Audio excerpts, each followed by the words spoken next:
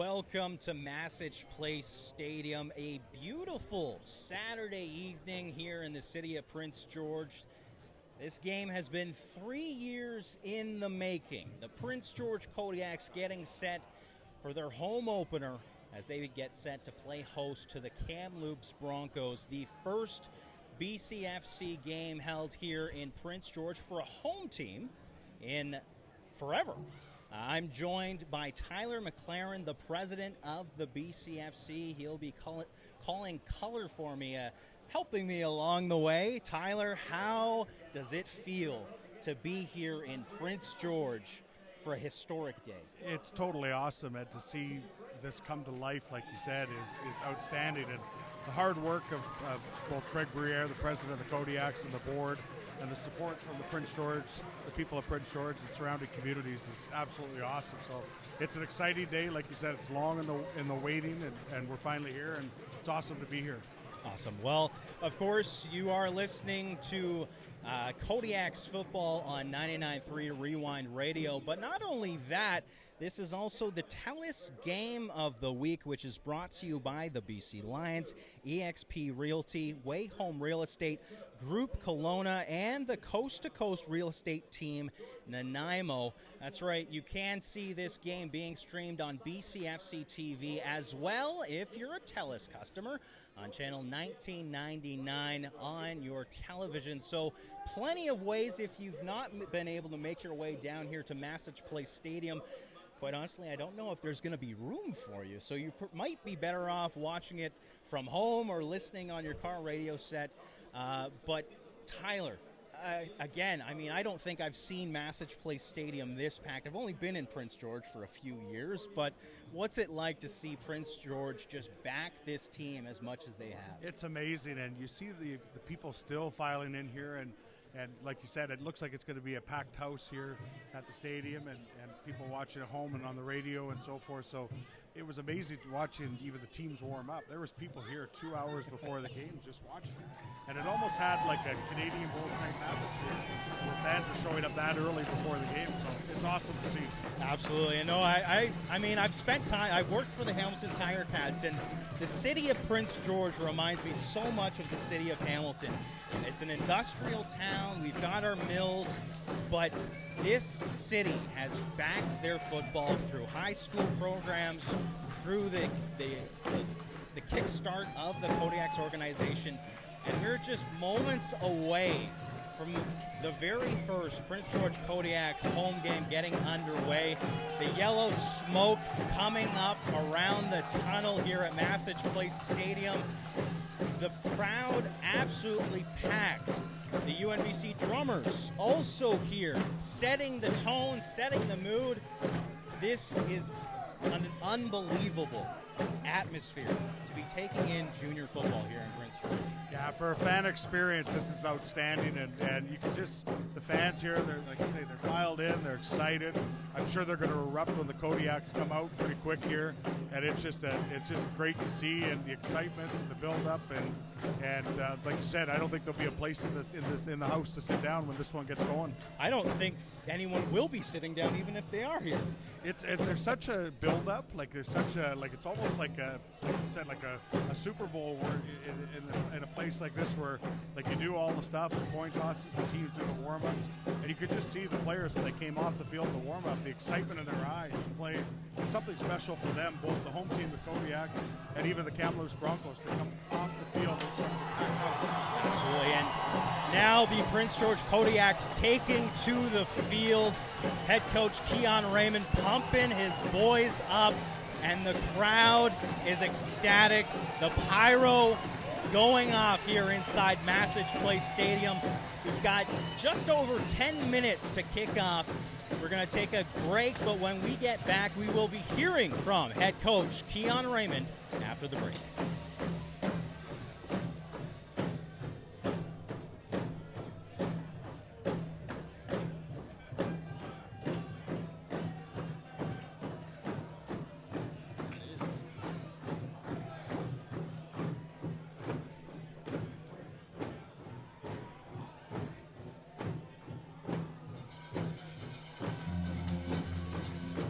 Collins Hotel, we have you and your family's comfort in mind. Relax in one of our 16 suites featuring king or queen size beds and 36-inch TVs. Suites also include a mini fridge and other kitchen appliances to make your stay as comfortable as possible. During your stay in Pilot Mound, visit Weiser's Restaurant, our attached family-friendly restaurant and bar. It is the perfect location to host group meals, dine with the family, or unwind after a hockey game. Come in and meet our friendly staff offering daily specials on food and drinks, wing night Wednesdays, buffet Fridays, and multiple TVs to watch the game. Weiser's is the place to be. Check. Collins Hotel and Weiser's Restaurant and Bar, located across the street from Blackjack Stewart Arena off Highway 3. Check.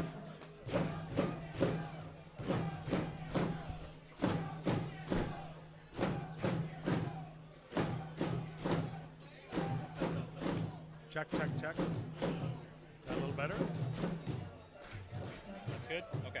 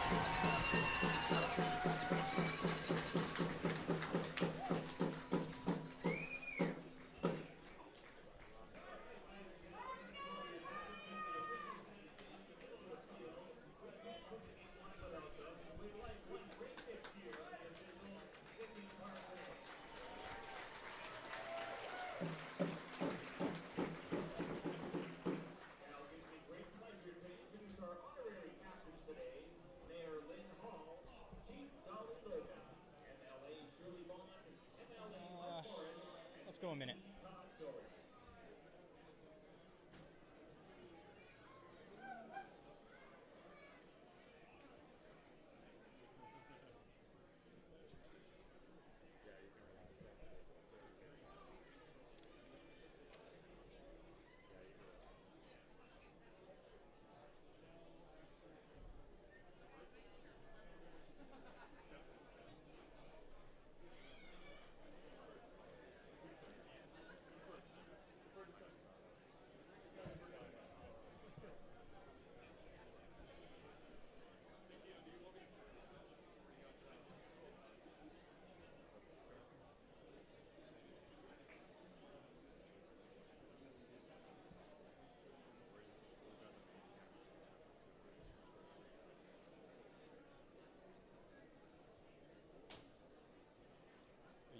kickoff one now.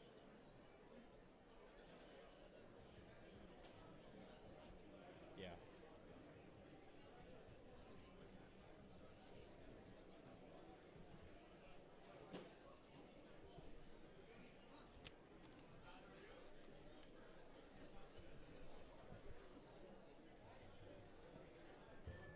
Yep.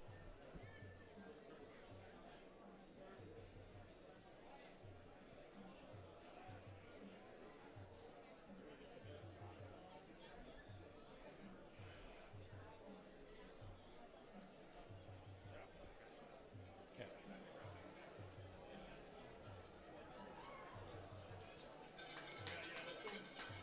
Just moments away from the opening kickoff here at Massage Place Stadium. A beautiful rendition of the national anthem by Grace Hawksbergen.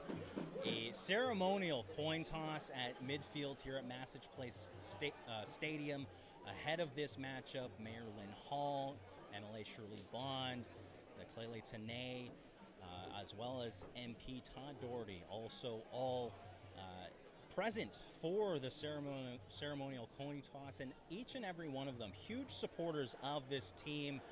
I remember talking to Mayor Lynn Hall last year, just over a year ago, when this team was announced, and this football team kind of places themselves in an untapped market here in Prince George.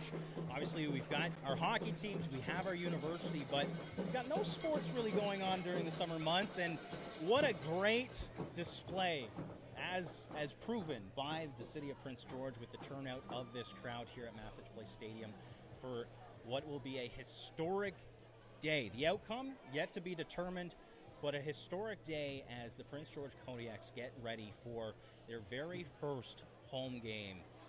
And what a beautiful night it is. Once again, joined by Tyler McLaren, the president of the BCFC. And so far, what are your thoughts on just this environment? Totally awesome and outstanding, and I think the fans, and they still continue to trickle in here into the stadium, I think they're going to be in for a lot of treats. Like the atmosphere, it's electric, and I think before there's still a few surprises up their Kodiak sleeve, so I think the fans are going to be in for a real treat tonight, and a fantastic, fun season of exciting, hard-hitting, good action football. And not to mention, I don't know if you've heard about the halftime. What's going down at the halftime? The guaranteed $200,000 jackpot, the Kodiaks Kickoff 50-50 that was launched many months ago. Could potentially, that jackpot could reach, I don't know where it sits. They've been very secretive about where it sits, but there was enough tickets printed for that jackpot to reach $2 million. Did you get your tickets? I actually did get my ticket. Hopefully it's okay if I win, but yeah, no, it's outstanding, and again, the support from the Prince George community, the fans. I know the Kodiaks are so appreciative of it. They're trying to be good people in the community, do the right things, support all the initiatives that happen here, and I know they appreciate everything that everybody's done to get this day to reality here, and the players I know are excited, the coaches are excited, and it's just a fantastic thing, and we can't wait for kickoff coming up pretty quick here. Absolutely. Kickoff just moments away, both teams on their sideline. We will take a very quick break, about 30 seconds, but when we get back, it will be kickoff here at Massage Place Stadium.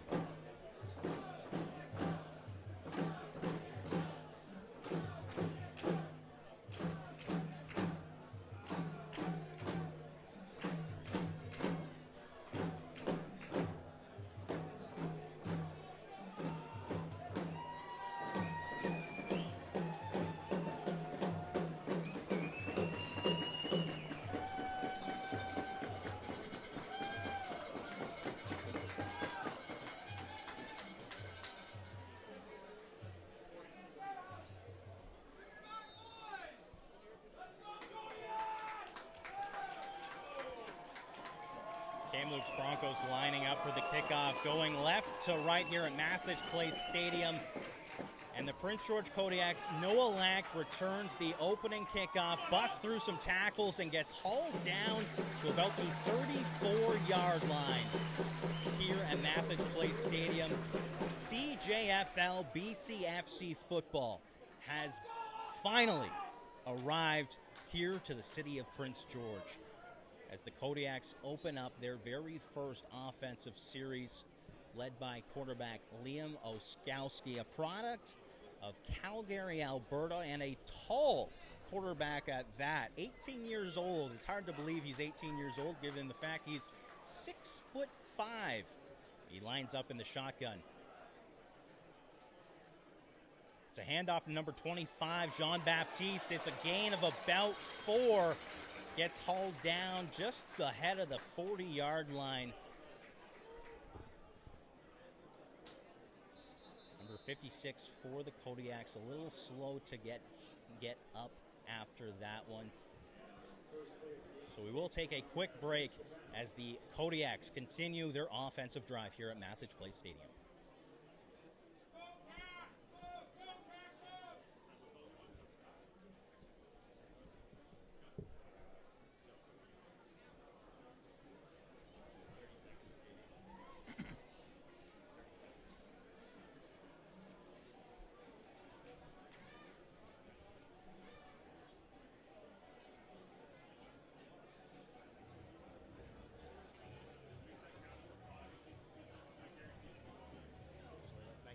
Make it a minute. Taking a little slower.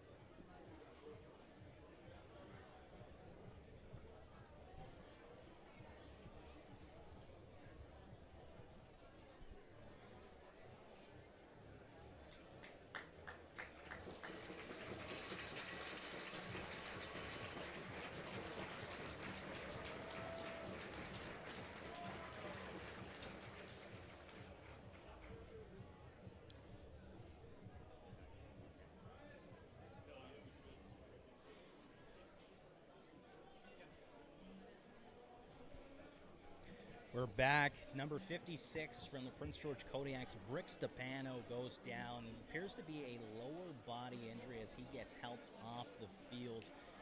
Prince George Kodiaks, the offense currently on the field here at Massage Place Stadium, going broadcast right to left. The ball right smack dab in the middle of the hash marks. As the play gets whistled in, we'll see how the Kodiaks get set up for their second play of this game. It looks to be a trips left formation. 3 receivers along the left side of Liam Oskowski. Single back formation. Receivers come in motion. Oskowski takes the snap, and it's a quick handoff to number 10. Quickly gets tripped up right at the 40-yard line. Yeah, good first series here by Prince George as they try and establish the run. Broncos were coming with a blitz, so unfortunately for the Kodiaks, it'll be a 2 and out, and now the punt team will come on. So good actions. Bit of a safe start there by Prince George's offense, I thought, but all in all, a good start. And now the teams, after a possession or two, can start to settle in. And I think also, positive yards are good yards. Positive yards are good, and with a good kick, field position so huge in this game. So we'll see what happens here for the Kodiaks as they'll look to pin the Broncos deep. Absolutely, and Matthew Mitchell, currently back to punt for the Kodiaks, actually leads the BCFC in average punt or average yards per punt as he boots this off to about the 40-yard line in Kamloops' end.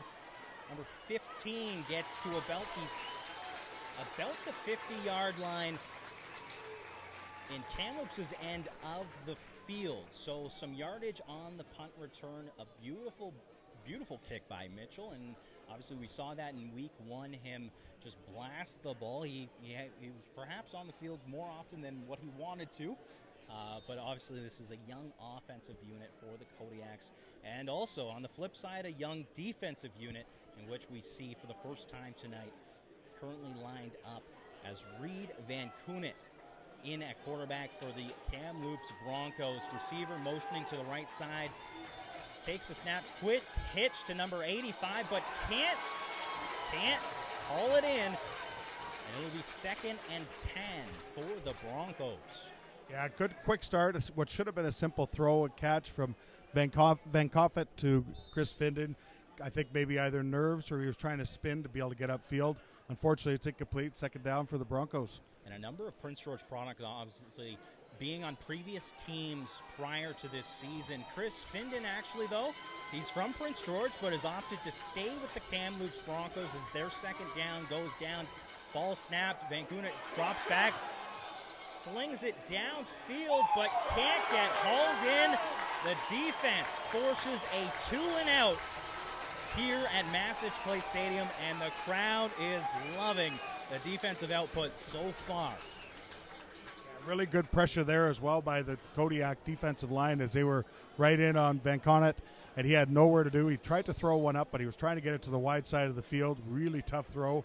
2-and-out for Broncos. So Kodiak's defense does what it needs to do. They get the ball back in what should be good field position.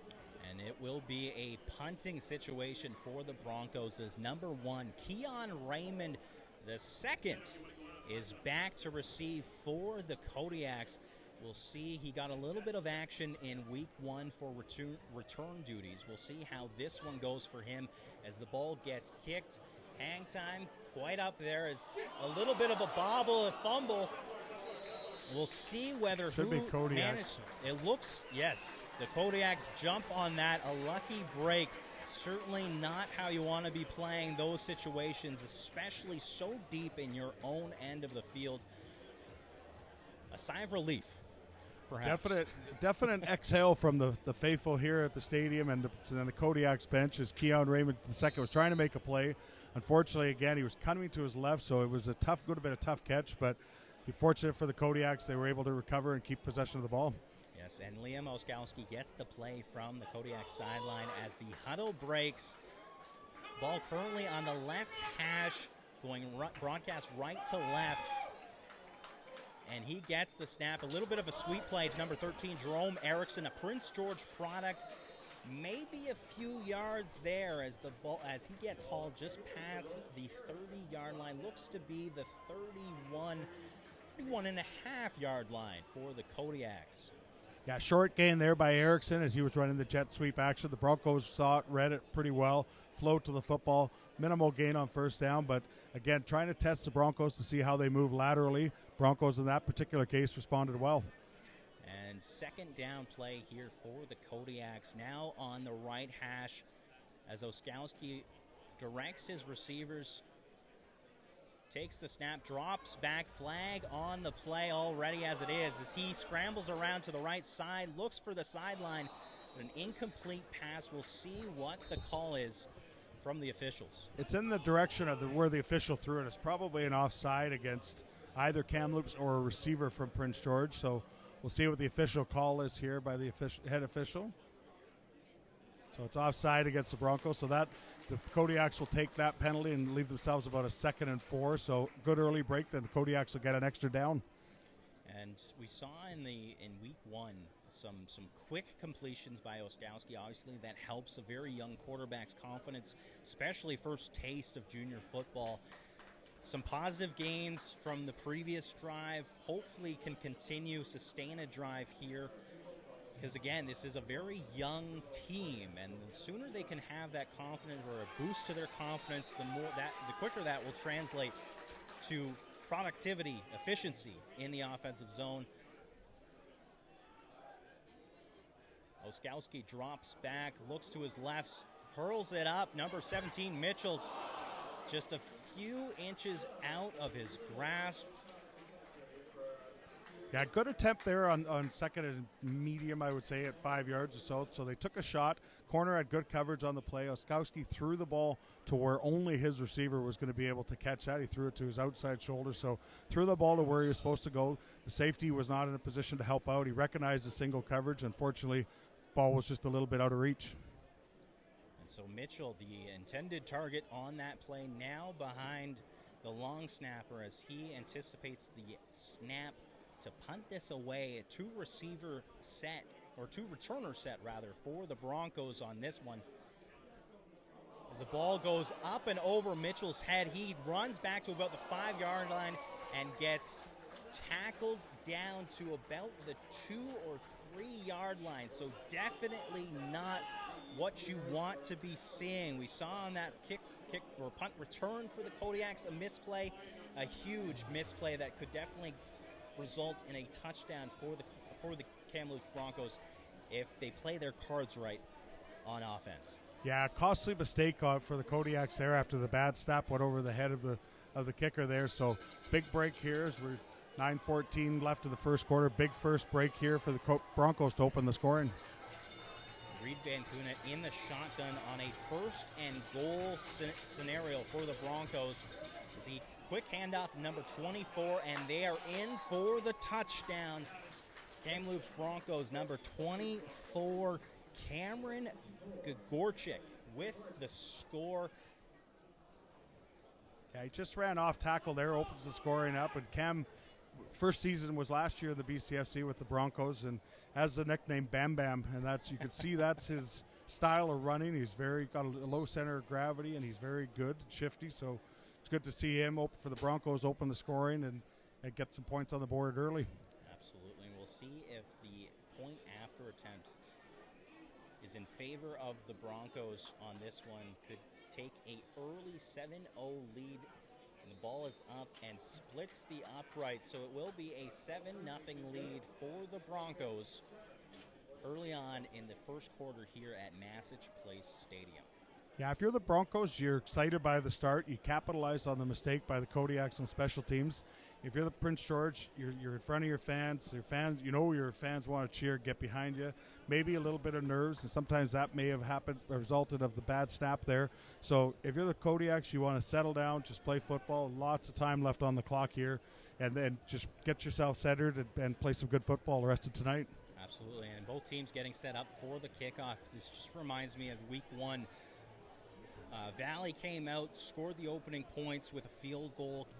Kodiaks came right back on the ensuing drive, ended up matching those points. So we might see if that might be a habit of this young team, matching points whenever they're scored against them.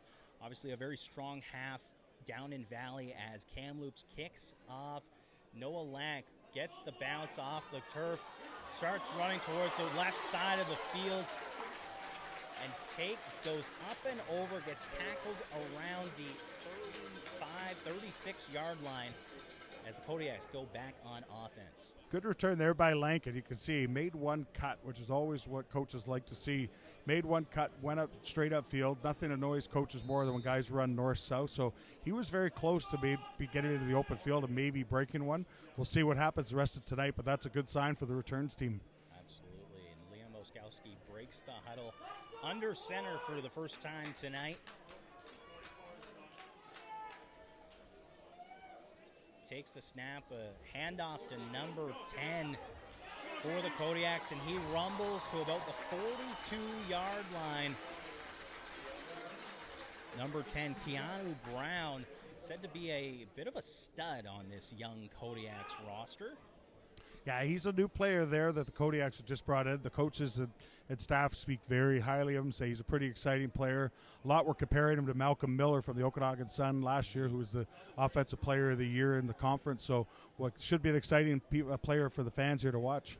Oskowski back in the shotgun formation. He takes the snap, scans the field, looks left, hits number 86.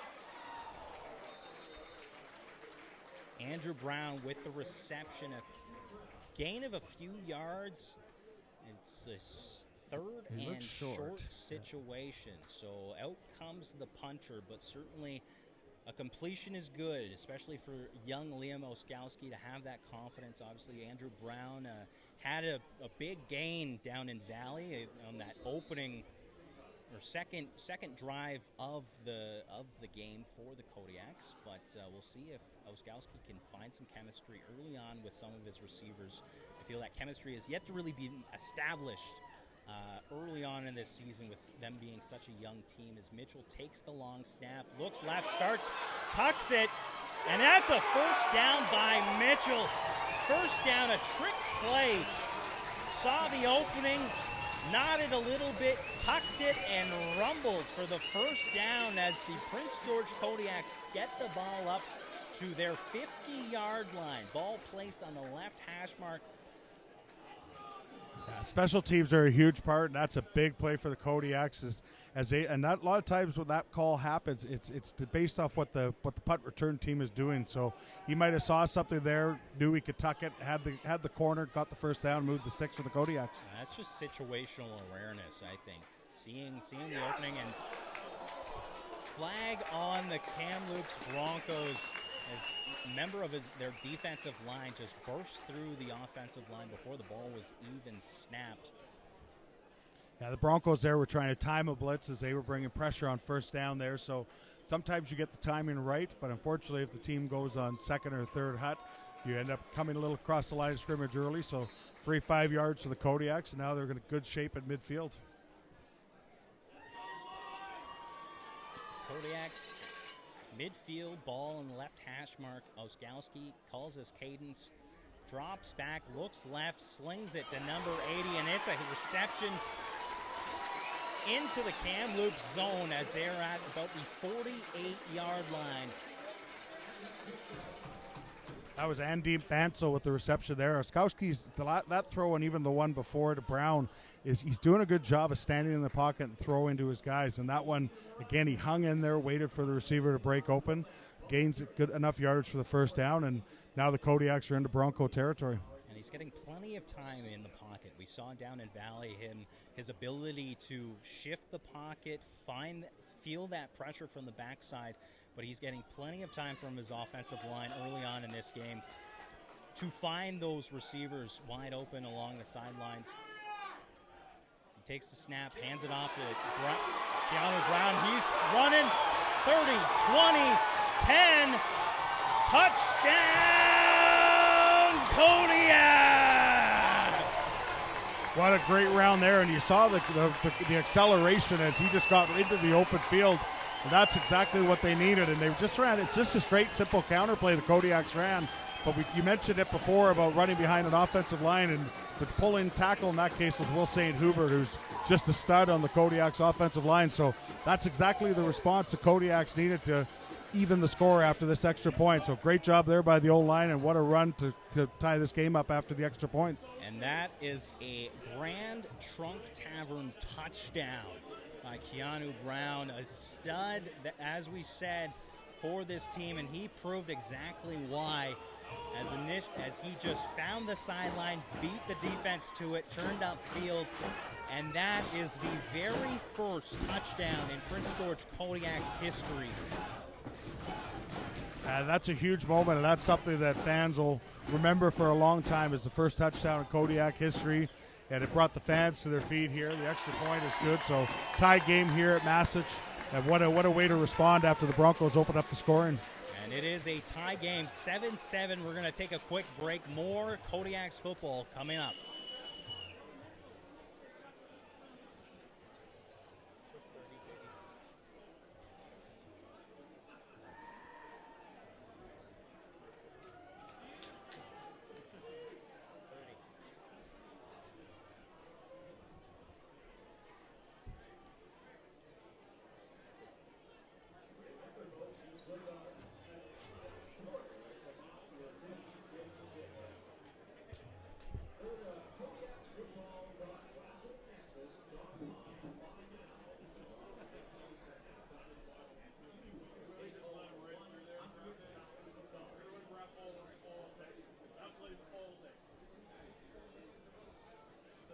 Big touchdown there by Keanu Brown for the Prince George Kodiaks as he ties this game up 7-7 here at Massich Place Stadium, taking on the Kamloops Broncos. As number 28, Noah Schneider, a Yorkton, Saskatchewan product, kicks off to the Broncos, up and over. As the Kamloops Broncos receiver picks it up in his own end zone, brings it out to about just inside his own 10-yard line. A beautiful kick by Schneider, showing his kicking ability. and it pins the Kamloops Broncos in deep in their own zone. Yeah, good kick there by Schneider. The returner misplayed that. Not sure if he may have lost it in the sun, as the sun is still coming down here. But you see early in this game, and the Canadian game especially, is how critical special teams are. And we've seen a bad snap that led to Bronco points. Now a kickoff that pins the Broncos deep. So the coaches stress this all the time, but special teams plays massive for this in this game, and the Broncos are now scrimmaging deep in their own territory. Certainly a unique situation here as the Kodiaks have them pinned deep. A handoff on the opening play. A quick tackle, a little bit of a dance move from number 24 of the Broncos.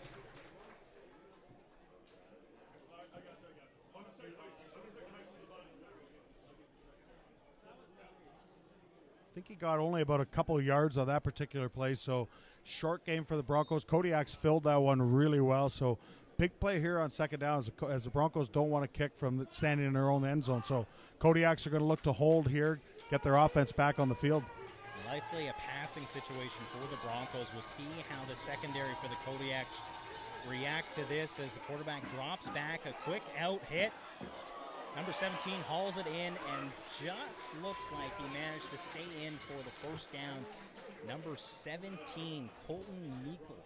Yeah, great catch there by Colton Meikle. Dangerous throw there by Reed Van Coffet, but that's what he laid in there nicely. He's trying to throw that to the really wide side of the field, so if he's not careful or he underthrows that one, Kodiak could easily intercept it. So good touch throw there by the Broncos. They moved the chains on second and long, still trying to get out from their deep in their own territory. And certainly some tall receivers on Kamloops going up against a relatively shorter secondary unit in the Kodiaks, so certainly came in handy, that height on that play as number 24 gets hauled down in the backfield.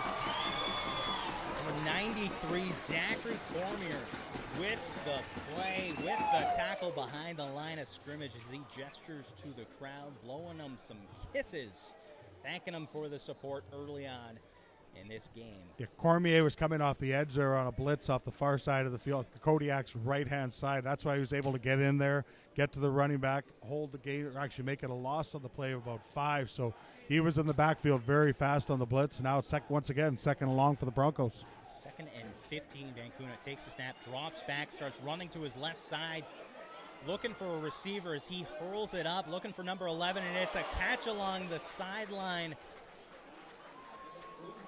I think that's Evan Guizo on the far side.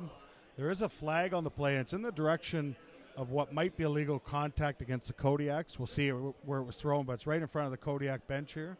So the Broncos are obviously hoping that's what it is, and they'll decline this penalty if that's the case. Usually the players start walking back if it was against the Broncos, so this tells me it probably is a Prince George penalty. It is. So the Broncos will decline that penalty, and that's a big gain now, as now they're into Prince George territory. So good job by the Broncos offense. A couple big plays, especially on second and long. Real quick, they're past midfield and just barely into Kodiak territory. And Vancouver obviously finding a way to buy himself some time, leaving the pocket, escaping to the left side, directing his receivers, head towards the sideline, and he finds his receiver hugging the sideline for the reception as they line up just past midfield for a first down situation. As he hands off, no, it's a runs to his left side, directing traffic, gain of about 8 yards maybe, it looks like. I think he's pretty close to that first down, so he might have even got 10. Yeah, he did get enough for the first down. So good run there by Vancona. And what he's watching for is how the defensive end plays that. So he has the option of handing that ball off to the running back. In that case, what you probably saw was the defensive lineman, the defensive end flatten out, and that means he pulled the ball, ran it himself, and got enough for the first down. And the right decision, obviously, as the Broncos first down, back-to-back, handoff to number 24, who scoots right, dodges traffic, gets picked up and put to the turf. But it will be close to a first down again for the Broncos. Yeah, good. He should have about 7 on that play. That was Grigorczyk again. And you could see his cut. He cut right there. He didn't have an initial hole there. The Kodiaks did a good job up front.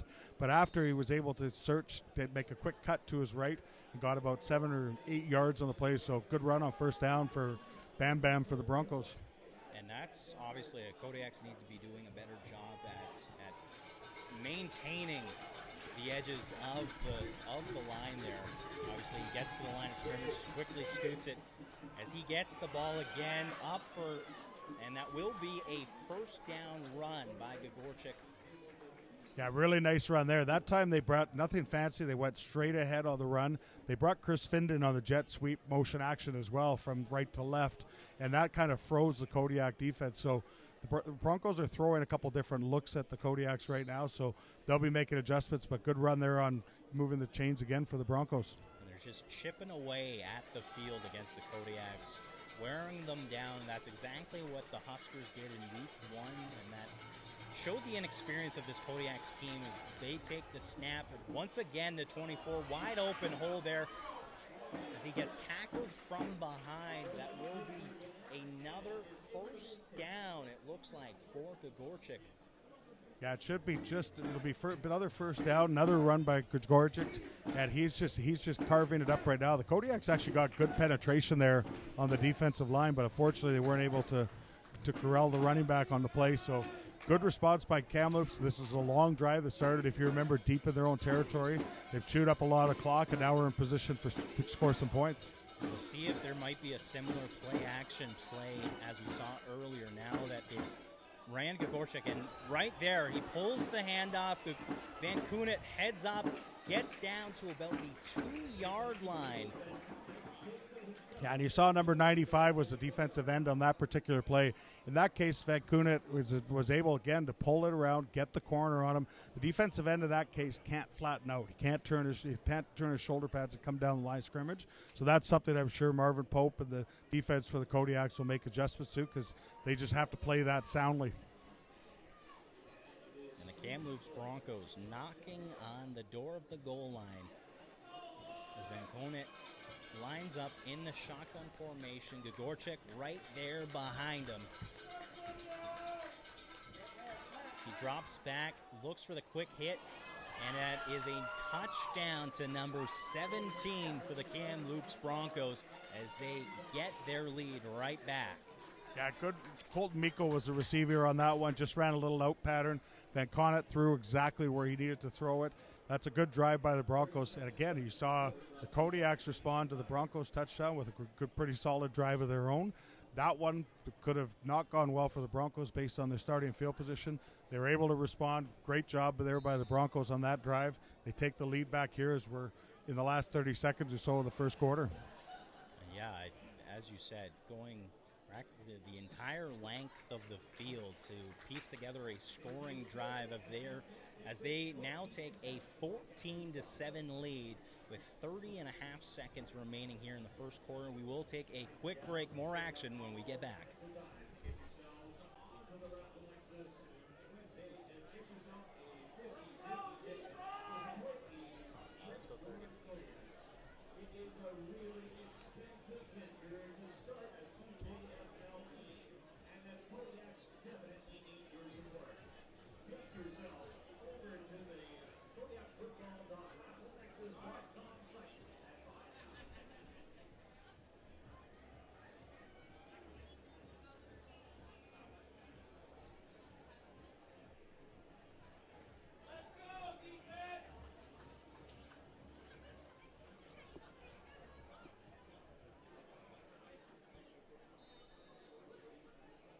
After that scoring play by the Kamloops Broncos, taking a 14-7 lead here in the first quarter, Marvin Pope quickly calls his defense back over as the Broncos go for an onside kick. Looks as if they recognized a weakness in the Kodiak special teams. Line up for an onside kick. We'll see. I'm not sure whether that was quite long. It was long enough. Yeah, it was definitely long enough, and the coaches might have seen something upstairs on that particular one, because that might have been a call that they saw something, maybe one of the line guys for the Kodiaks leaving early. So once again, you see how big special teams are, and that's a deflating play for the Kodiaks, as they thought they were going to get the ball back and get their offense on the field. Now the Broncos are scrimmaging again in Kodiak territory. and hardly enough time to even catch their breath after the last scoring play as the Kodiaks defense back onto the field. A quick meeting with Marvin Pope, defensive coordinator. That's a sweep play to Chris Finden. He gets brought down in the backfield. Ball now back inside the Kamloops side of the field. Yeah, really surprised there wasn't a flag on that play. There was a lot of early movement on the play, so I'm surprised. Couldn't tell the Kodiaks jumped, but they might have been drawn. But surprised there was no flag on the play. But good job there by the Kodiaks front, pushing Finden back for a loss of about 6. They've got him in second and long again, so we'll see what happens on the next play. And that does bring to the conclusion of the first quarter. We will take a quick break. Second quarter action come after this.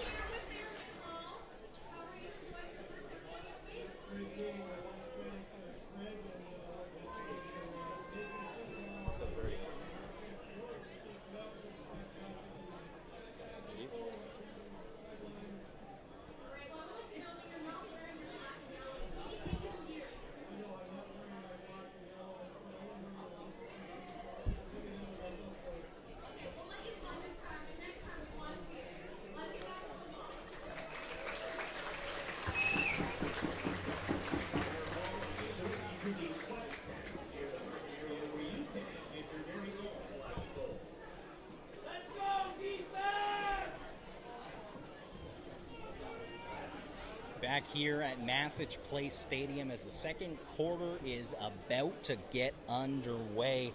This Kodiaks game powered by the Prestige Treasure Cove Resort. Some exciting football already, as we saw in the first 15 minutes here in Prince George, as the Kamloops Broncos hold a 14-7 lead. As the clock starts ticking into the second quarter, Kamloops on offense, going broadcast right to left, just past midfield. As Van Conant drops back, some pressure from the Kodiaks. He slings it up, looking for number 85, Chris Finden. And he tiptoes along the sideline and brings it in. As gets it down to about the 12-yard line. That's a massive throw there by Van Conant to Finden down the right-hand side, and he threw that really well in a position where only Finden was going to catch that. I was afraid there because you could see the sunlight on the far side of the field there, so Chris might have been looking right back up into the sun, but what a catch there. He's able to keep his feet in bounds. Massive play by the Broncos offense, and they're knocking on the door. And yes, as mentioned, a few of those big, tall spruce trees behind the stadium here at Massage Place, causing some breaks of sunlight onto the field. So a tough catch for Chris Finden, but certainly a big catch as number 24 gets the handoff, jukes around the Kodiaks defense, gets brought down to about the 1 or 2 yard line, and they're right back on the doorstep. Another good run there by Grigorczyk. He's taken the ball a lot in this first quarter and a half, and I think you touched on it the last time after they got the onside kick back. You got to wonder how much this Kodiak defense has left, as they were on the field a lot in that first quarter and now here into the start of the second quarter. So good job by Kamloops. They're moving the ball well, and now the Kodiaks need to come up big on defense. And we saw it once they started getting Grigorczyk rumbling. Van Conant ends up pulling the handoff, runs, gets some positive yards. So it's going to be tough for the Kodiaks to come up with a stop, but it will be a big stop if they do. As Van Conant looks back, drops, hands off to 24, and an easy touchdown for Grigorczyk. Yeah, he went in there untouched. Great run there by Grigorczyk, and the Broncos expand their lead. So for the Kodiaks, I think they need to get back to the drawing board. But you can see a lot of times things start off the run, and what happens is when the Broncos have been able to establish the run as they have here in the first quarter and a bit, it just sets up the pull action by Van Conant, sets up the play action and throws downfield to guys like Finden and Meikle. So the Kodiaks probably are going to be saying we have to stop the run, force the Broncos to take the ball to the air. And the Kodiaks, as the Kamloops Broncos end up kicking the point after, go up 21-7 into the second quarter here. What will be important for the Kodiaks is a sustained offensive drive. Give that defense a break so then Marvin Pope can rework his defensive scheme on the sideline, give their defense a bit of a break, get some water, get a breath. And sometimes I'm sure the coaches on the Kodiak sidelines are telling their guys to settle down too, because I know that seeing a few of the Kodiak players in the warm-up and before the game, like, they were nervous. Like, now you've got a quarter under your belt and a little bit here at Massage, and now you're saying to yourself, guys, okay, the first quarter's done. We've got a lot of football left. Let's just settle down and play sound, fundamental football. Let's make tackles, stay on our blocks, catch the ball, the stuff that all of these guys are fully capable of doing. And that's probably the message that Keon Raymond, Marvin Pope, and the staff are saying to the boys. And the Kamloops Broncos line up for the kickoff as they will kick right to left. Prince George Kodiak's 2 receivers back to return. The ball gets kicked to the left side. Marquise Banks with the return, starts heading east, tries to juke a few defenders. I don't think he got any positive yards, and east to west, not what you want to be seeing on a kick return. Yeah, usually that seam, like when you first make the first couple steps to your left or to your right, that's okay. But what happens is that at some point you have to plant your foot and get upfield. Like you said, you can't just run east-west. At some point, these guys are too fast. The cover teams are too fast. They're going to get down there and make the tackles. At some point, you got to plant your foot, hit the hole, and get north-south and get upfield. And some of that is just going to be the inexperience of these players. Perhaps we're able to get away with that in the high school level. Not so much the case here at the BCFC. As Liam Oskowski takes the snap for the Kodiaks offense, drops back, looks for Noah Lank, gets hit over the middle, and that is a huge reception by Lank. He gets it up to about the 36-yard line for a first down. Yeah, really nice play there by Oskowski as he stood in there, threw the ball. There's an injured Bronco on the play there, but Lang with a good catch. He probably thought, he knew he was going to get a hit there. There was a host of Broncos that were right there. So, but good on him. He extended himself, made the play, made the catch, and now the Kodiaks are outside of the shadows of their own goalposts. I think you always need to be ready to anticipate a hit when you're running over the middle. I know just from my experience, have taken a few pops over the middle.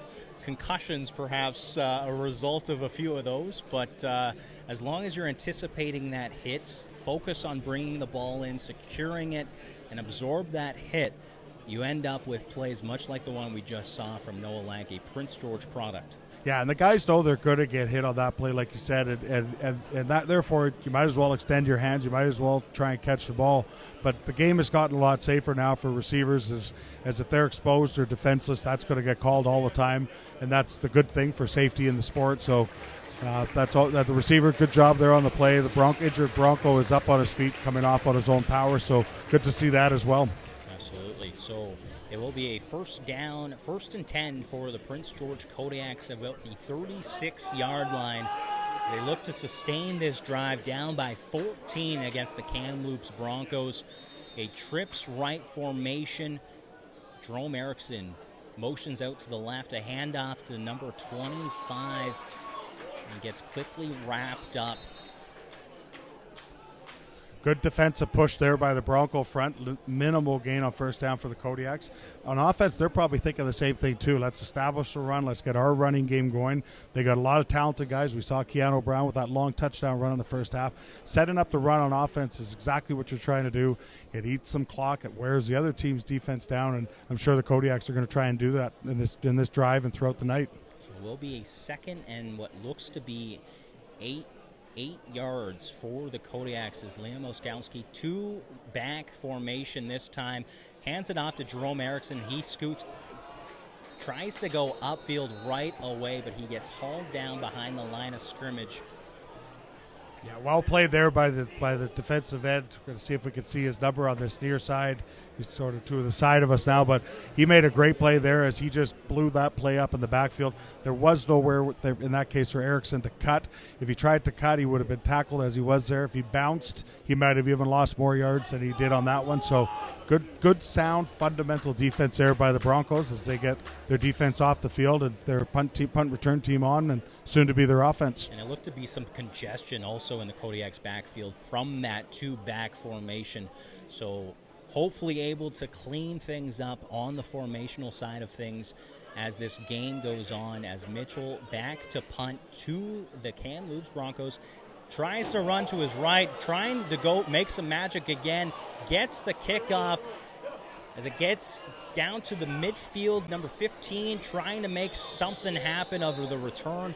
Gets brought out into the Prince George end of the field around the 50-yard line, a flag on the play. Should be probably a no yards call against the Kodiaks based on where it was thrown, and Jack Bellefontaine with a good return there for the Broncos.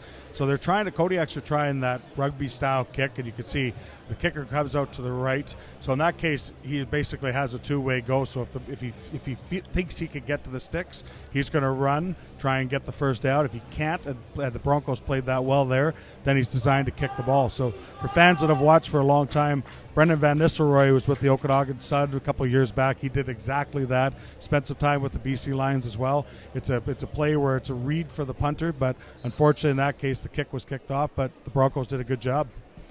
And offensive coordinator Ced Cunningham has the Kodiaks offense all huddled on the sideline, clearly trying to figure things out as they are down 21-7.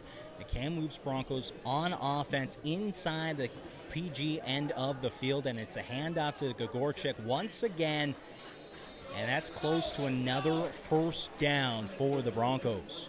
Yeah, Gagorchik should have about 6 or 7 on that play, just straight ahead running.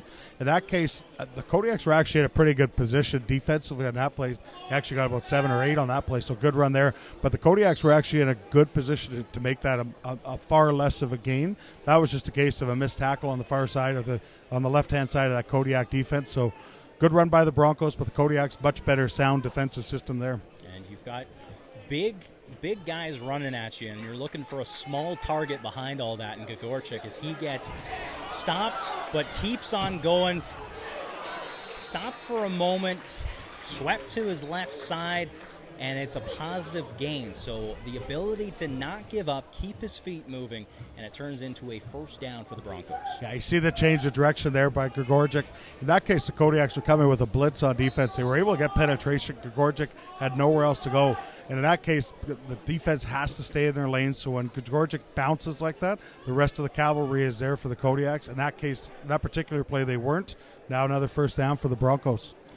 And a ball lined at the 29-yard line in the Prince George end. It's a sweep play to number 88. He gets hauled down behind the line of scrimmage. That's exactly what you want to be seeing from your defense if you're a Kodiaks fan. Yeah, Nicholas Tremblay played that very well for the Kodiaks, number 27. So he was right in there on that play. There was nowhere to go for the Bronco back who was running the jet sweep action. Big play there by the Kodiak defense. They'll make their coaching staff much happier. And now it's second and long again for the Broncos. And it's just building off of that is going to be important for the Kodiaks. I'd watch the vertical route here from Prince George on the deep to Findon or one of the other receivers. Then Conant sweeps to his right, finds number 88 on a comeback route, and he gets brought down about the 25-yard line on the far side of the field. Decision time now for Kamloops is they could kick a field goal from here. They're within field goal range. We'll see what they do. Didn't get enough for the first down. Got about 7 on that play, so they're still looking at about 3rd and 8 or so, 3rd and 7. So looks like the Broncos are in a gambling mood here, and they're going to go for this one. Well, and it's worked for them so far. So if it keeps on working, why stop? And then Conant, quarterback for the Broncos, has his offense still on the field for a 3rd down situation. We'll see what they do. It's a play action. Van Conant sweeps to his right, looks deep. And it's an incomplete turnover on downs as the Kodiaks offense will take over. Very well played there by the Kodiak defense there. The Broncos were trying to run play action, and that's good sound defense that they didn't bite on the play action pass. Probably not. They weren't going to on a 3rd and 8 situation there, but good job there by the Kodiak defense. They get the hold. They didn't give up any points, and they hopefully will get a lift for their bench and their offense as they'll take over on downs. And as said Cunningham, the offensive coordinator for the Prince George Kodiaks, had his offense huddled up along the sideline. We'll see what they come up with as they take to the field. First down from their own 26-yard line, ball on the left hash mark So Skowski calls out his cadence, hands off to Jean-Baptiste, and he scoots to his left, looks for some positive gain, and gets brought down just before their 40-yard line along the Kamloops sideline. Should be enough for a first down, and it is for the Kodiaks. Good start for this drive for them. As you can see, the back was able to bounce there out to his left. Good change of direction there. Now the Kodiaks get a first down, and hopefully what they continue with this drive. Liam Oskowski gets the play from his sideline. Kodiaks break their huddle, line up again, ball lined up on the left hash mark. This time they're about the 38-yard line. Timeout here for the Kodiaks.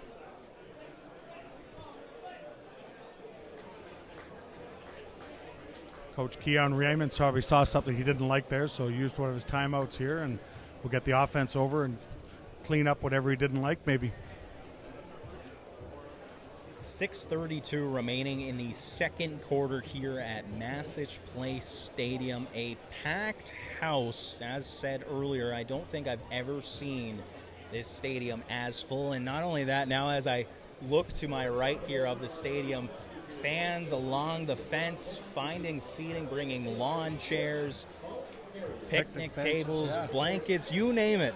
Quite the atmosphere here in Prince George for the very first Prince George Kodiaks game. Yeah, there's not a seat to be found from what we could see here to our left or our right, like you mentioned. And this is something that is so good to see. The fans are over there having a good time.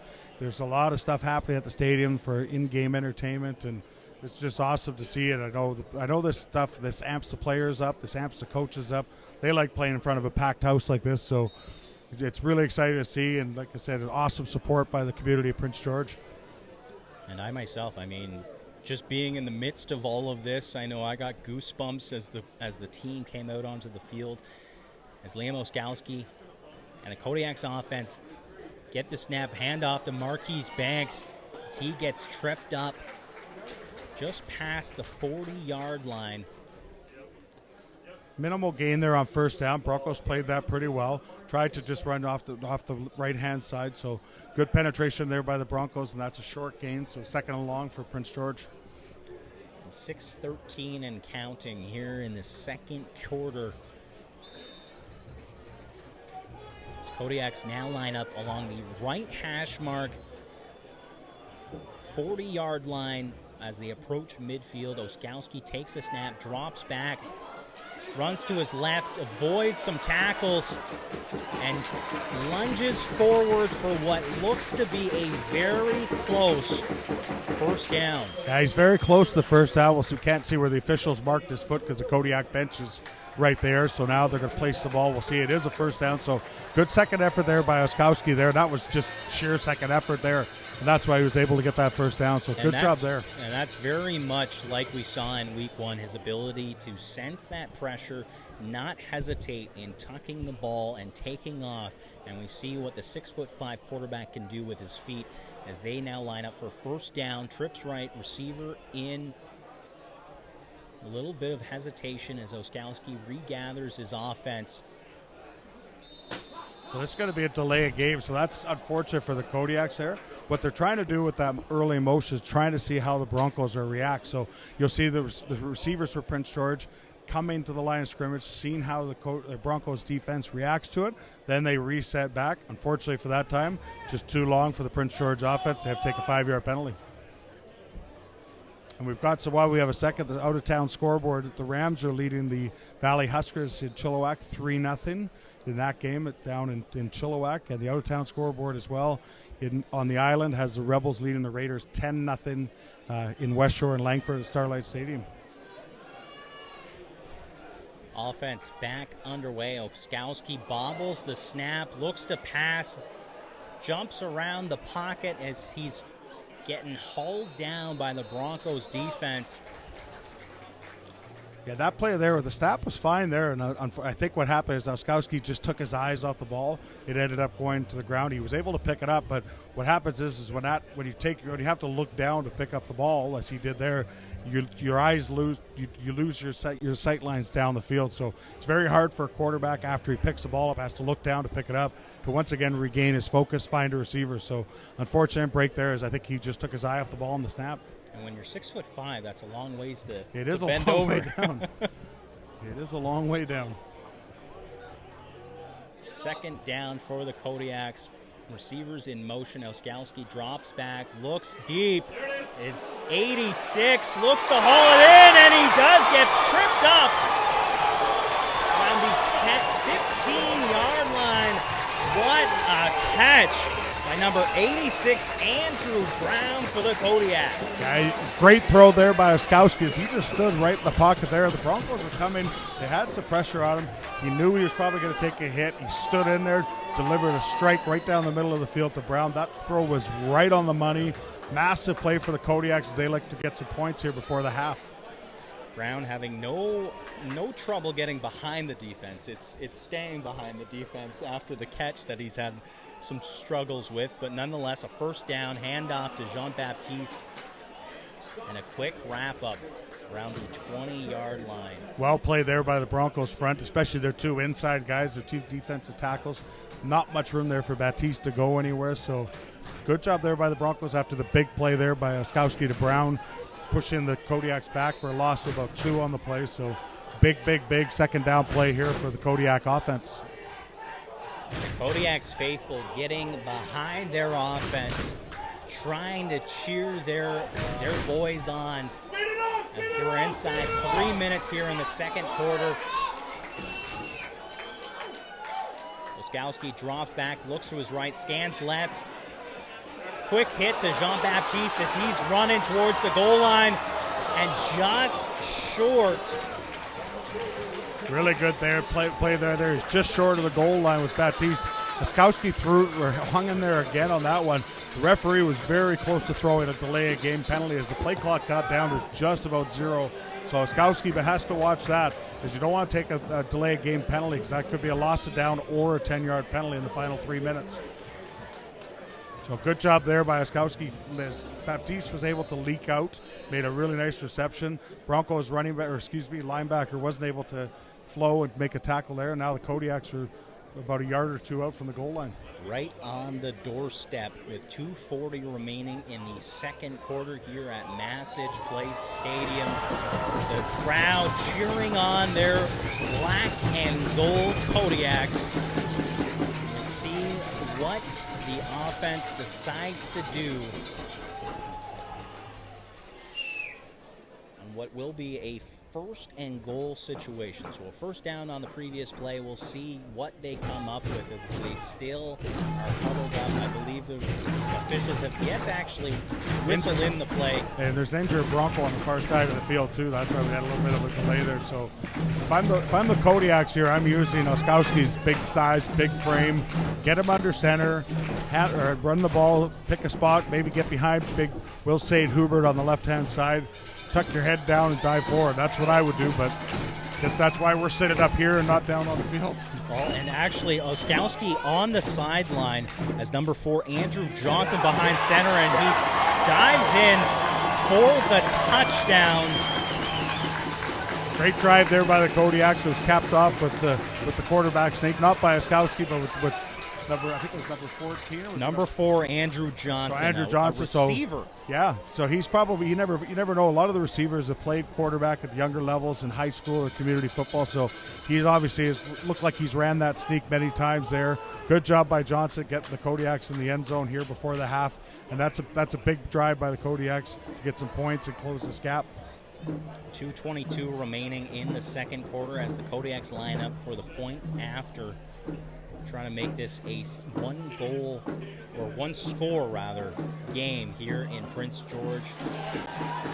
A near block, but certainly splits the uprights as the Kodiaks narrow the Kamloops lead. Broncos leading 21-14 here at Massage Place Stadium. We're going to take a quick 30-second break. More action when we get back.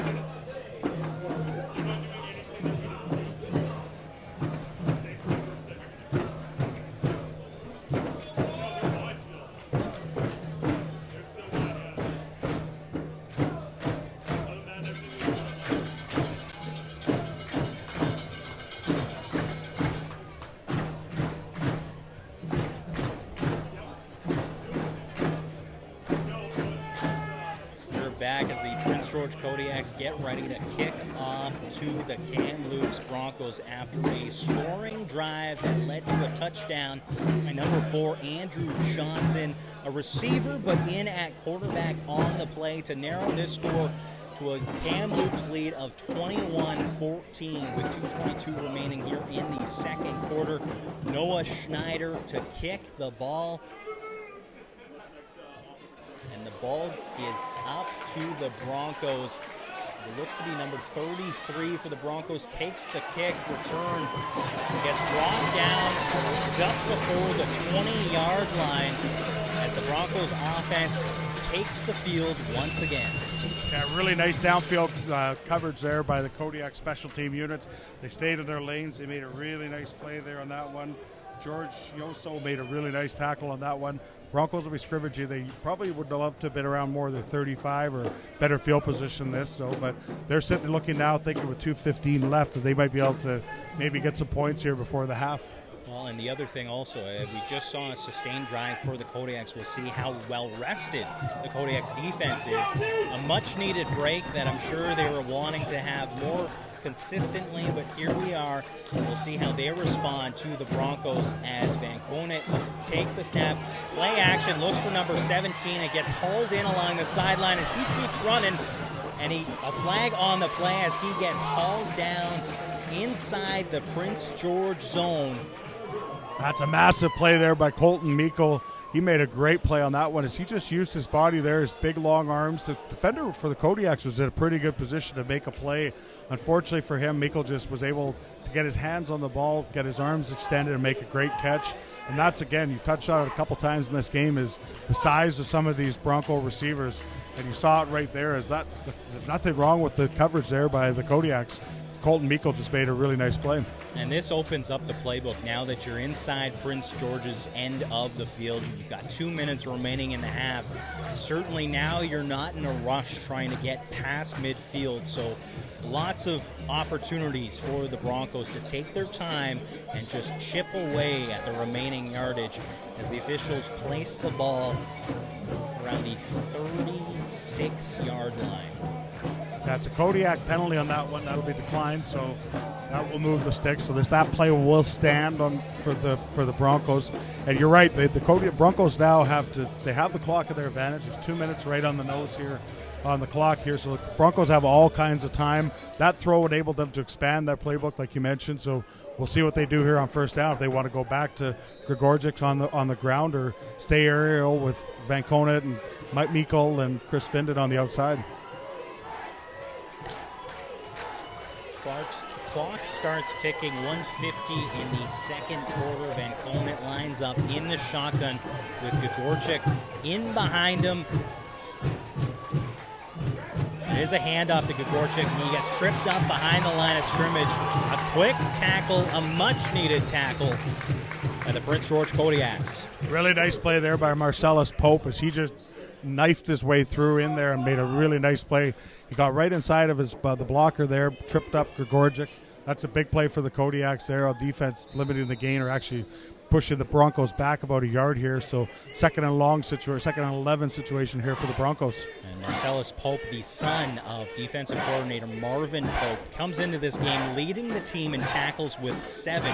So very active on the defensive side of the ball for the Kodiaks, and we saw just what he can do there as Van Conant drops back, runs around the pocket, heads to his right side, looks for a quick hit along the sideline, but it's not there as the ball skips, but there is a flag on the play. This will be a holding call against the Broncos as Van Conant was under pressure there, and he started to scramble, and sometimes when a quarterback goes to his right, then his left, then comes back to his right, the offensive lineman doesn't necessarily know where he is. So in that particular case, an offensive lineman for the Broncos was grabbing a Kodiak defender. So Kodiaks will decline this penalty. That'll bring up third down, and once again, decision time for the Broncos. This Kamloops Broncos team has been gambling on third down up until this point. We'll see what mood they're in with. I'm not sure if they're sending out the punt team to try and pin the Broncos deep. It would be a pretty long field goal, probably in the neighborhood of about 43 yards or so. So it would be a long field goal attempt. You don't want to miss these. because there's a dangerous returner in the end zone waiting to bring it out. So we'll see. It looks like they're going to punt the ball, so they're probably going to try and pin the pin the Kodiaks deep here before the half. And Keon Raymond, the second back to return the punt. Like I said, 1:03 remaining here in the second quarter as the ball gets up end over end. Keon Raymond catches it around his 3-yard line, looks to bring the ball up, but gets just past the 10-yard line. We're inside the final minute here in the second quarter as the Kodiaks offense takes the field. Got good kick there as they were trying to pin the Kodiaks deep in their own territory. They probably wanted that kick a little bit more towards the boundary there to the sidelines. So good return there by Keon Raymond II as he was able to get some positive yards. We'll see what the Kodiaks do here on offense. They're deep in their own territory. Both teams have at least one timeout, I believe, so they're going to be able to decide on what they want to do on first down. If Kamloops gets us, and somebody looks like they're called one right here, but if they get a stop on first down, look for the Broncos to potentially use the timeout. I think they're going to reset the clock because there was some after the kick. There was probably about 7 or 8 seconds it looked to have came off it. So referees are talking right now, and I think that's exactly what they're talking about. Obviously, the Kodiaks will want as much time as they possibly can. We saw how quickly the Broncos could get themselves out from their own end into the opposing end of the field on that last offensive drive. We'll see whether the Kodiaks can have just as much luck as the Broncos did, as Oskowski and his offense are pinned deep in their own end. Keanu Brown in at running back, so we'll also see whether that threat plays something into this drive as Oskowski calls his cadence, drops back, looks right, hurls it up to Lank, and it is brought in by Lank down to about the 40-yard line. That's exactly what you want to see. Big play there as Oskowski dropped that one right between 2 defenders for the Broncos. Dangerous throw. Once again, bang on the money for him. Kodiaks are trying to move here as the clock. They didn't add any time to the clock before, so the clock will start here as soon as the referee blows it in. They got to get moving. Bit of a hurry-up offense for the Kodiaks. Oskowski drops back, scans his field, runs to his left. Eyes still looking downfield, slings it to the sideline. It's an incomplete pass intended for number 13, Jerome Erickson. Yeah, I like the call of the goal here for the Kodiaks on offense, because it would have been easy to just hand the ball off once or twice, try and punt the ball, but they're being very aggressive on offense there, trying to throw the ball in the last couple plays. I like the aggression here by the Kodiaks on offense. Broncos played that one well. They weren't going to get anything behind their defense. Oskowski was trying to check that one down to Erickson, wasn't able to, so we'll see what happens here on second down. 2nd and 10 for the Kodiaks as the ball is placed on their own 41-yard line. Placed at the right hash mark. Oskowski takes the snap, drops back, looks right, steps up into the pocket, over to number 10, Keanu Brown. It'll be a gain of about 5 on the play. Broncos get the hold that they need. Now they're going to call a timeout. So I saw head coach Braden Van Conet, the brother of quarterback Reed, take a timeout here. So the Broncos, even though there's only 12.2 seconds left, they might be playing either try and get a return or maybe a block or hoping for another snap to go over the Kodiak punter's head. So I like this call by head coach Braden Van Conet, trying to do something here, even though there's only 12 seconds on the clock here. 3rd down, just over 10 seconds remaining in the half. We'll see what the Kodiaks come up with. I thought he did call timeout, but evidently he didn't. It's a handoff to Keanu Brown as he dives up, gets tackled around the 50-yard line. Now we'll bring a conclusion to the opening half. Kamloops Broncos currently leading the Prince George Kodiaks 21-14. We've got the halftime show coming up after this.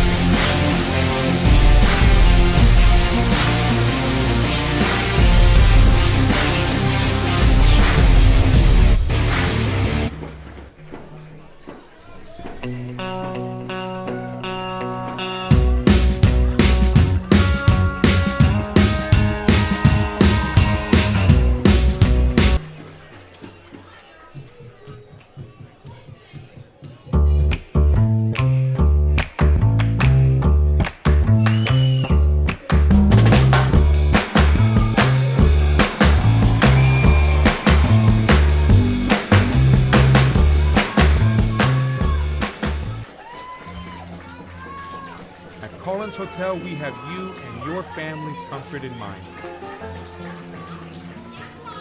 Relax in one of our 16 suites featuring king or queen-size beds and 36-inch TVs. Suites also include a mini fridge and other kitchen appliances to make your stay as comfortable as possible.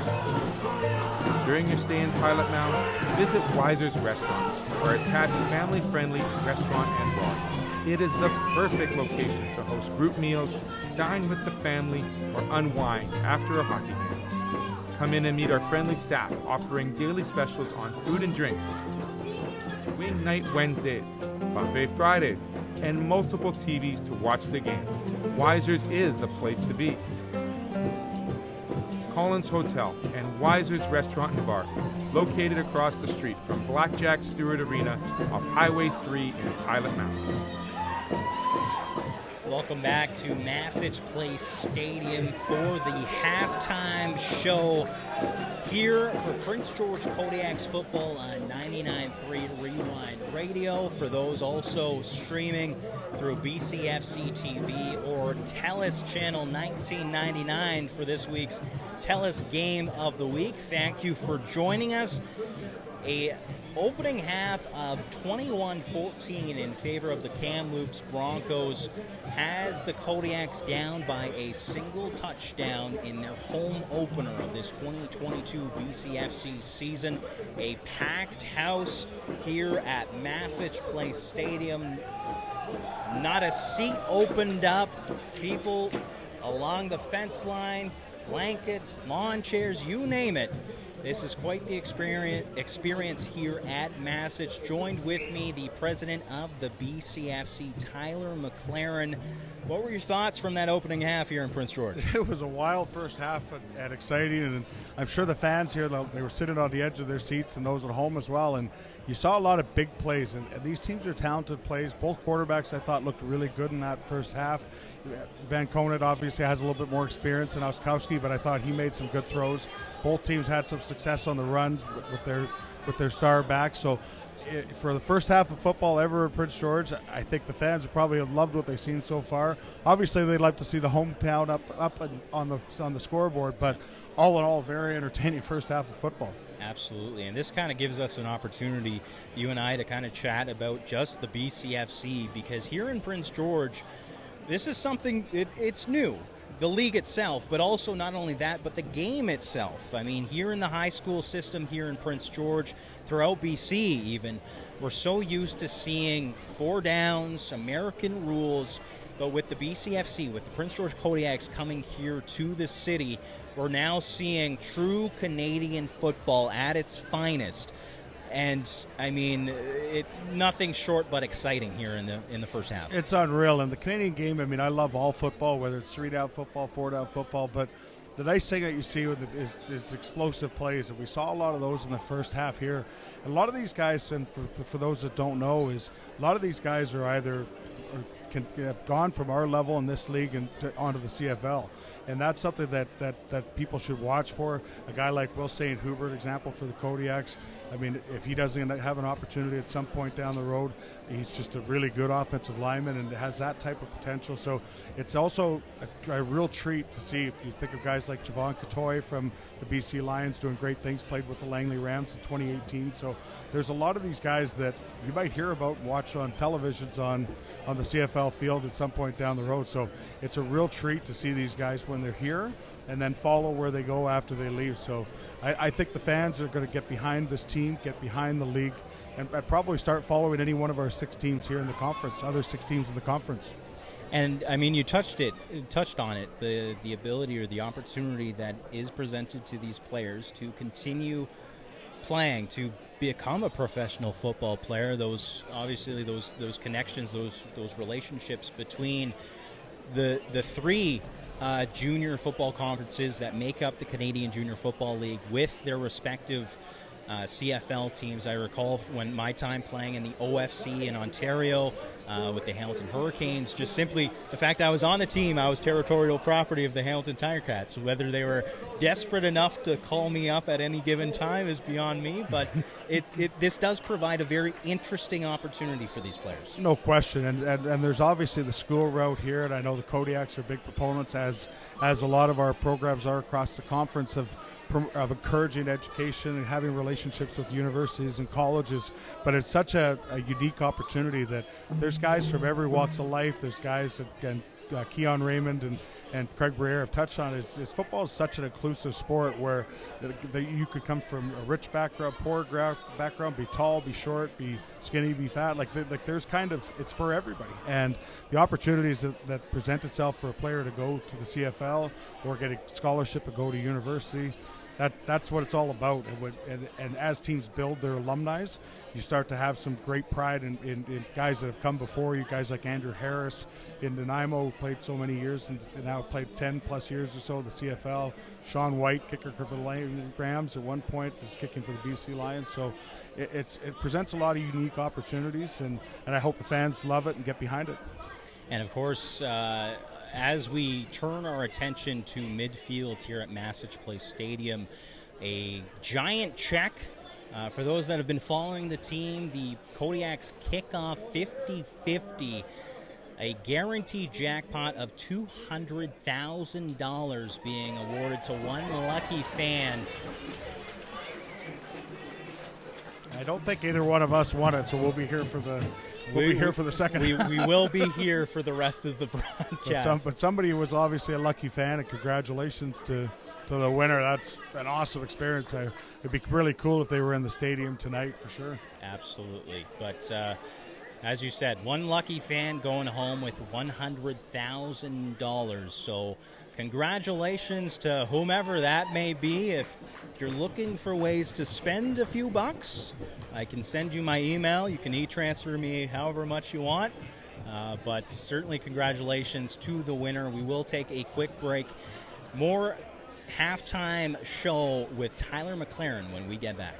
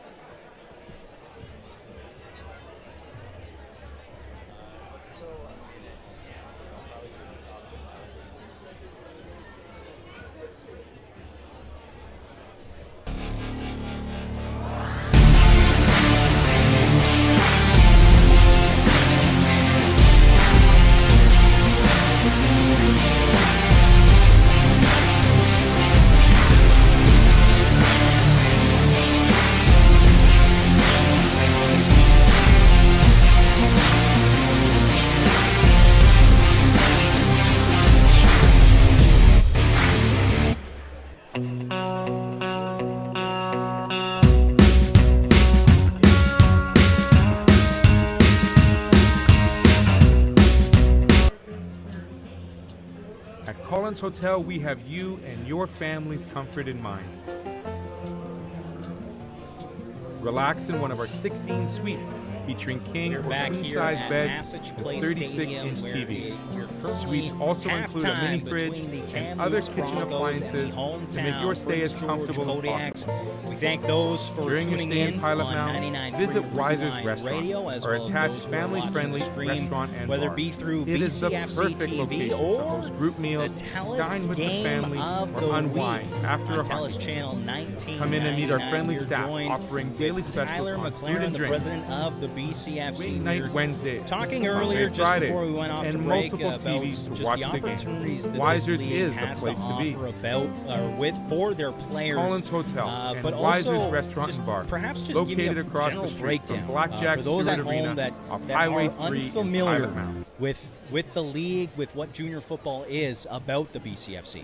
Well, we're aged 18 to 22 years of age. We do have some 17-year-olds as well. So technically, if they're depending on where their birth date lands. So, and this year we have actually a couple 23-year-olds in our league because of the lost season of COVID that we had in 2020. So obviously, for those that don't know, we've got 6 other teams around the conference, and we pretty much now cover the entire province now that we're here in Prince George in the north. So what it is obviously guys that come from all across the country, and obviously you see players on the Kodiaks here from not only local programs and high schools, but different programs and high schools across the country. Some guys have come back from university because grades didn't work out, or they're going into a trade program or something. So it really presents, like I said, the opportunity for guys to really hone their skills, to grow up as men, to grow up to be good members of the community, and all of our teams do a good job. They're all very active in their communities as well, and that's a big part of it, to gain the support and that we see here tonight and here at Massage. And perhaps, I mean, as you mentioned, the local players, this is huge for the city of Prince George, because prior to this, there wasn't many, but there were a few players from Prince George that would have to go down to the Kamloops Broncos, the Okanagan Sun, even onto the island. So how important is it to have these teams to really just give that opportunity, that added opportunity for these players? It's outstanding, and it's amazing to hear a couple local players that are from Prince George talk about this experience, the feeling they had before the game. Like I said, I had a conversation with Jerome Erickson before the game, and a local guy, and he was just pumped. You could see it in his voice, you could hear it in his voice, to see it in his eyes, and that's what it's all about. And there's other guys that the Kodiaks are going to recognize who play around our league. We mentioned Chris Finden for the Kamloops Broncos. You're going to see another really talented Prince George player come back, and Garrett Cape, who plays for the Okanagan Sun. So you're going to see some guys that are coming back to Prince George, and I think for those guys as well, they were with other teams obviously before the Kodiaks came to be, but I think you're going to see these guys stoked to come back and play in front of this crowd and just play on their own turf, even if they're in another color uniform. Absolutely. The Prince George Kodiaks coming back onto the field. There is about 3.5 minutes remaining in halftime, so we will take another break as we return after it with more Kodiaks action here on 99.3 Rewind Radio.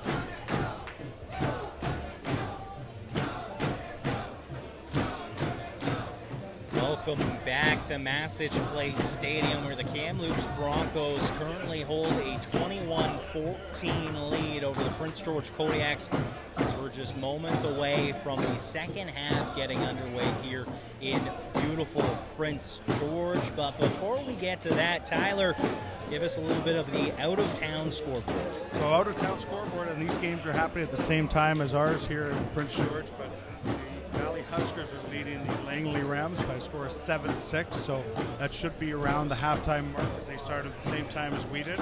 And the West Shore Rebels leading the VI Raiders by a score of 17-10. So probably around halftime as well. So that's what's happening around the BCFC and in this week. And pretty soon the rest of the country gets going with the Prairie Conference getting going in Ontario as well. So BC starts a little bit earlier because we play a 10-game schedule, so that's one reason and how it goes. So that's what's happening around the out-of-town scoreboard in the BCFC and the future of the CJFL games. Awesome. Well, thank you very much, Tyler. Less than 30 seconds remaining on the clock as the captains converge at midfield ahead of this second half. As mentioned, the Broncos currently leading 21-14 here at Massage Place Stadium.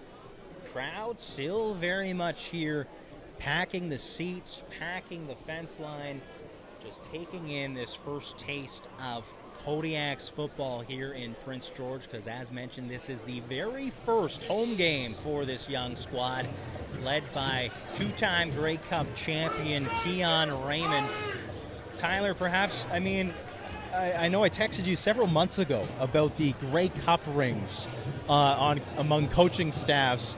Have you ever seen so much bling on one sideline? Oh, it's unreal, and it's such a nice thing to have. And Keon, obviously, coach of the Kodiaks, has a couple. Corey Philpott, the head coach of the Langley Rams, I know he has at least one.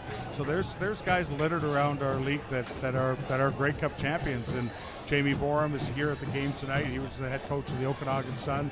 He's another one that has a Grey Cup ring. So there's a lot of guys. Marvin Pope on the sidelines with the Kodiaks as well. So there's a lot of guys that have had a lot of success. And that's a great thing to be able to give to our young players and kind of teach them the ropes of where they need to be and how they need to act and play to be a champion. Absolutely, and it's what you do with that coaching as well. As Keon Raymond has told me time and time again, they can't play the game for them. So much as they might want to, they probably. I guarantee you, if you ask Big Marvin Pope or Keon, they'd love to strap the pads on, but unfortunately for them, they're just a little bit too old for our league. Just a few years. They'll still say they could do it, but they won't put it to the test and leaning on the crutch of their age. But I'm sure they could probably still go out there and do some good things. Perhaps playing through their own sons now. Absolutely, no question, no question. Prince George Kodiaks lined up to kick off to the Kamloops Broncos to get this second half underway. Kicking off broadcast right to left as the Kamloops Broncos field the kick. Number 88 just dashing through the Prince George Kodiaks. He gets all the way up to the Kamloops 37-yard line. Good return there by Caleb Sens there by the Broncos. And that's the type of return you like to see, where you make a couple cuts, one cut, quick cut, get upfield, good field position for the Broncos as they start the second half. The lights are on, and I'm sure both teams have probably said, let's just start this one off 0-0, settle in now, play a good second half of football, and let's see what happens as this one plays out. Reed Van Conant, quarterback for the Kamloops Broncos, breaks the huddle as the ball is currently placed along the right hash mark, takes the snap, play action, boots to his right. Quite a sneaky little snap there by number 88 from Kamloops. Yeah, that was a dangerous throw there by Van Conant. He was trying to hit Chris Finden down the sidelines vertical, but the Kodiaks defense played that one really well. He was forced to check it down. I thought he might just throw that one out of bounds and then take a sack, but was able to check it down. Dangerous throw by Van Conant. Was able to pick up about 5 yards there on first down. So it will be 2nd and 5. Ball now placed again on the right hash mark nearest to our broadcast here at Massage Place Stadium, around the 43-yard line, as it's a handoff to Gagorchik as he dashes, deeks, dives, dodges, and rumbles all the way past midfield up to about the Prince George 46-yard line. A sure first down for the Broncos. Yeah, good run there. The first run of the second half there by Gregorczyk. He looked like he might be stopped close to the line of scrimmage there, but his blockers were able to kind of cave the left side of the Kodiak defensive line there. And Gregorczyk was able to get some green grass or green turf in front of him and pick up a first down for the Broncos. Based on his ability to just dip and dive. I feel like he probably played flag football growing up. Yeah, no question. He's elusive, has great feet. Kamloops takes the snap, a sweep play to number 85, Chris Findon, as he's dashing upfield to the 20-10. Touchdown, Broncos. Really nice play as they ran the jet sweep there with Chris Findon. I thought as he went down the far sidelines here from our broadcast booth, I didn't think he was going to be able to get the corner, but he did get the corner, was able to turn on the Jets. That's a big play for him. He'd bring a Prince George native. He'll remember that one for a long time, and a great start to the second half for the Broncos. A big score for the Broncos as they now double up on the Prince George Kodiaks. Score currently 27-14 as they line up for the point after.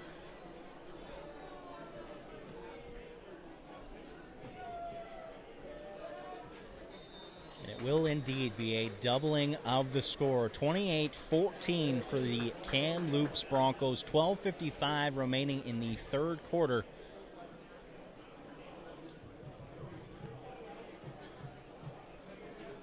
No flag on the play there, so the extra point touchdown would be good, and the extra point as well. So really fast start by the Broncos.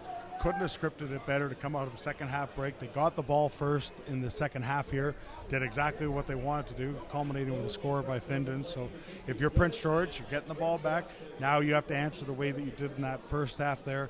I think they'll try and establish a run, which will lead to the play action with Oskowski, but we'll see what they do here. But Prince George needs a response here on offense to get the momentum back on their side.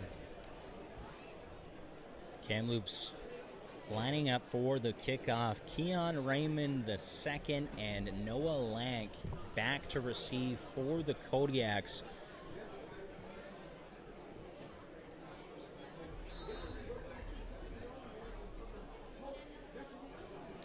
Scott Polzer kicks the ball off, and it will be Keon Raymond that receives the kick. Makes a bit of a hesitation step, heads to his right around the center of the field between the hash marks. And the Kodiaks offense will take over on first down at their own 31-yard line. Pretty good field position after the return by Keon Raymond. There is a flag on the play. It's probably going to be offside against the Broncos, I'm assuming. So the Kodiaks will have a decision if they want to just decline this penalty and keep the ball. If that's what the penalty was, is it looks like they're talking to a Kodiak captain. So we'll see if they elect just to keep the ball here or make the Broncos re-kick. And that Kodiak captain, number 70, Will St. Hubert, a BCFC All-Star last season with the VI Raiders. He was dominant last year for the Raiders and is now here with the Kodiaks. So he's one of the guys that we mentioned that don't be surprised if you see him moving on beyond our level, as he's a massive plus and just an outstanding football player. He's a little bit of a teddy bear as well. You may be intimidated by his size, but he's surely a nice guy as Oskowski hands off to Keanu Brown, who quickly gets wrapped up behind the line of scrimmage. Yeah, Kodiaks were trying to run a counter play there, like an inside trap. It was just very slow developing, and that's designed. They got to let the blockers clear forward, but unfortunately for them, the Broncos got some penetration there, and they weren't able to get any momentum. The back was caught dead in his tracks in the backfield. The ball placed along the left hash mark nearest to the stands here at Massage Place Stadium. It will be second and long for Oskowski and the offense. He calls cadence, takes the snap, drops back, looks to his left, scans right, heaves it downfield, and just out of reach for number 86, Andrew Brown, looking for that deep connection once again through Brown, but incomplete on the play. Yeah, good throw there again by Oskowski as he was looking for Brown way down the field and just out of his reach. There were two Broncos there, but Brown was still almost able to get a hand on that. The old line for the Kodiaks, outstanding job there, as Oskowski first had to look to his left, then his right, and then still had time to go to his third receiver and throw the ball down the field. So just out of reach. Broncos get the hold they need on defense, and now bring their offense back on the field after this punt. And it will be Mitchell back to kick the punt away to Kamloops. A quick 2-and-out for the Kodiaks as Mitchell kicks it away. Ball caught around the 42-yard line in the Kamloops end and quickly gets wrapped up, hauled down. There's a flag back where the kicker's limping here on this one. So this is going to be a penalty against the Broncos. It's just a matter if it's a contact in the kicker call. We'll see as the referee makes the signal here. If it's contact in the kicker, it'll still be third down on the play. If it's a roughing penalty, it'll be an automatic first down. So lots of times it'll be, we don't know, lots of times it's where he hit the kicker's foot. If it was his kicking foot up in the air or his plant foot will dictate that scenario. So they're talking to the Kodiak captain. So that tells me that it's probably contacting, because there wouldn't be much of a discussion here if it was roughing. The Kodiaks would take the first down. Unless he was just explaining it to the Kodiak captain. Yes.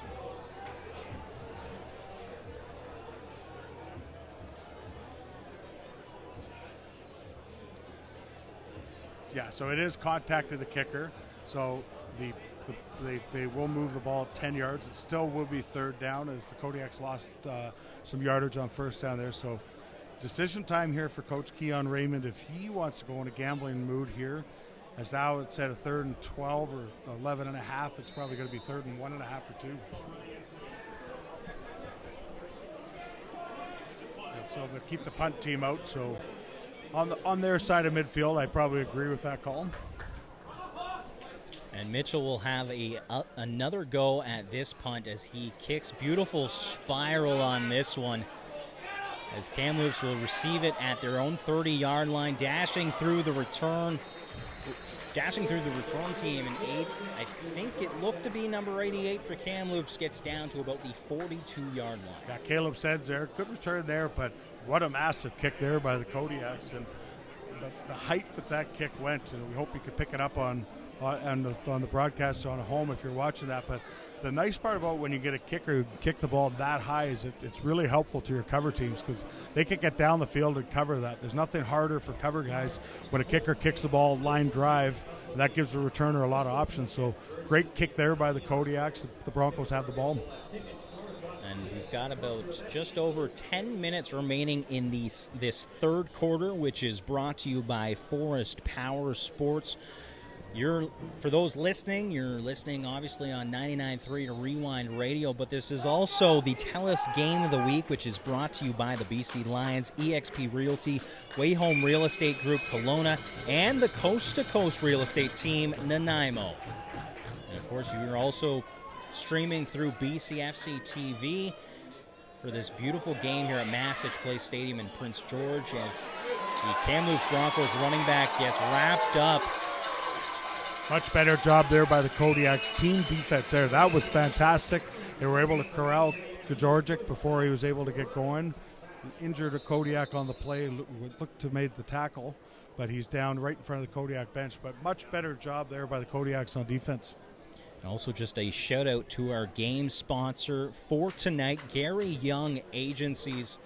As mentioned, this being the first home game for the Prince George Kodiaks. 3 years in the making for this football club to get up off the ground and to the point where we're at tonight, where every seat in the house is filled up. Grass is getting flattened just outside the stadium as fans sprawl out on their lawn chairs or blankets. A beautiful environment for football here on this beautiful August Saturday evening. Zachary Cormier was the injured Kodiak. He made the tackle. He came off on his own steam, so that's good to see. We hope to see him back in the game soon. So good to see the guys get off, and hope for him to come back and play pretty quick on the defense for the Kodiaks. 2nd and 7 for the Broncos as Van Conant drops back, looks to go deep to Chris Findon as he brings it in, and it will be a catch by the 20-yard line for Findon, the product of Prince George. And the Broncos continue to move the ball on the Kodiaks. Another dart, another perfect throw by Van Conant as he just dropped that one right in there. Nothing fancy. Findon was able to get off the line.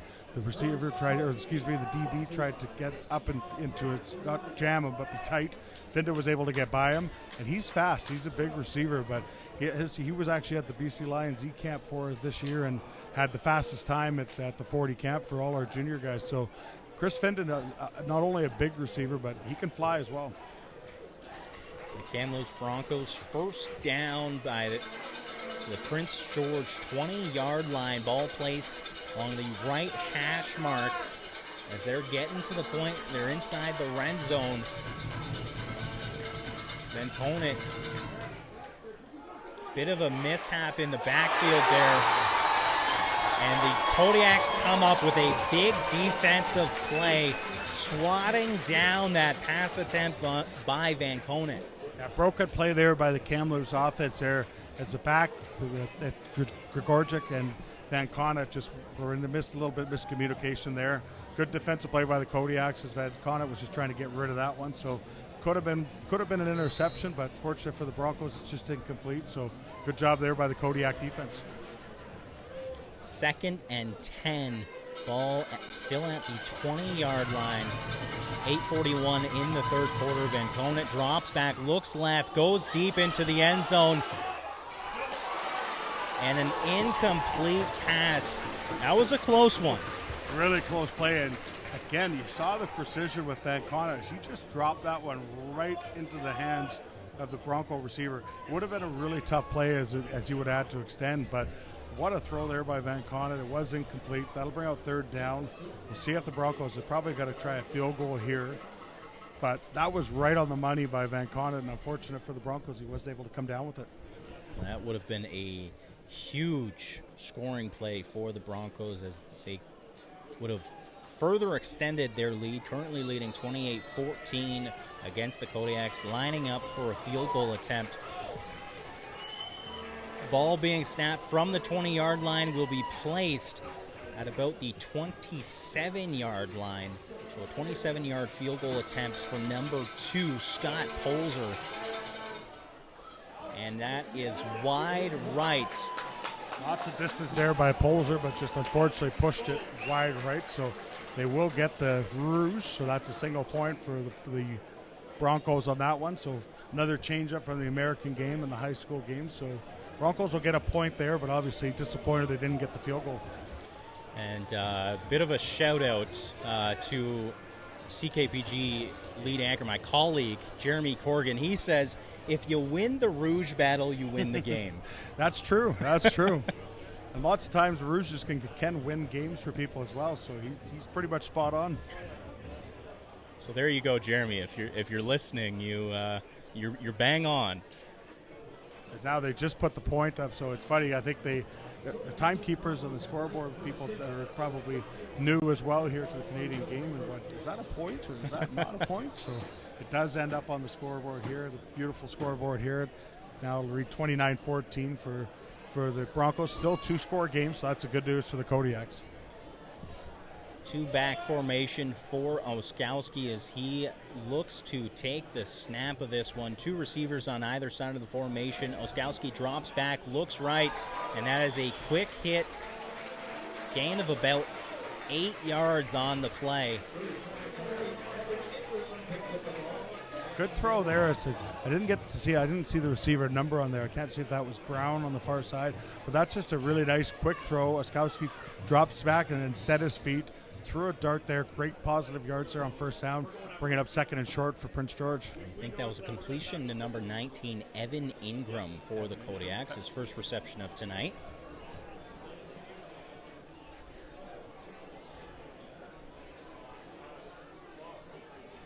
So 2nd and what looks to be 2 on the play. Oskowski takes the snap, drops back once again, steps up, and he decides to take it himself. He gets the first down, just a yard short of midfield, but some extracurricular activity between a few Kodiaks and a member of the Kamloops Broncos defense. Yeah, a little rough stuff there. Good job by Oskowski there. We'll see who the referees flag on this was. Both players were kind of pushing after the play, so the referees might have just tried to pick out one player here and give a 15-yard unnecessary roughness penalty too. So good job there by the Kodiaks. Oskowski gets the first down. We'll see if it stands. So it's going to go against the Kodiaks. So that will be after the yards were gained, I'm assuming. So it'll still be first down for the Kodiaks, just back 15 yards.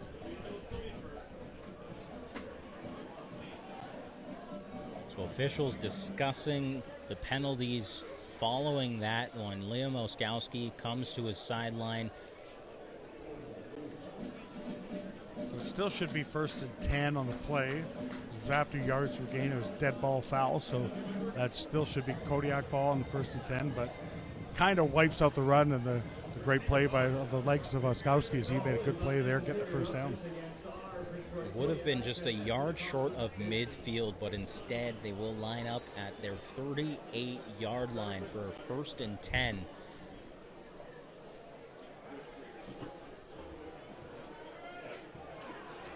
Three receivers to Oskowski's left side, single back, takes the snap, quick handoff to Keanu Brown, who dashes through the offensive line.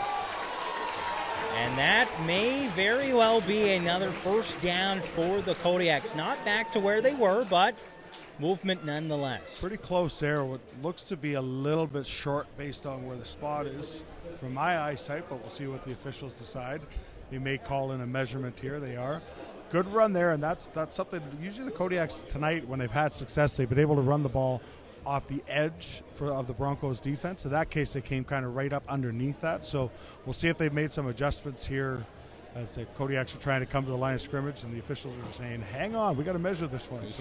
So there will be a measurement. We're going to take a quick break for the officials to figure out what's going on. When we get back, more Kodiaks football after the break.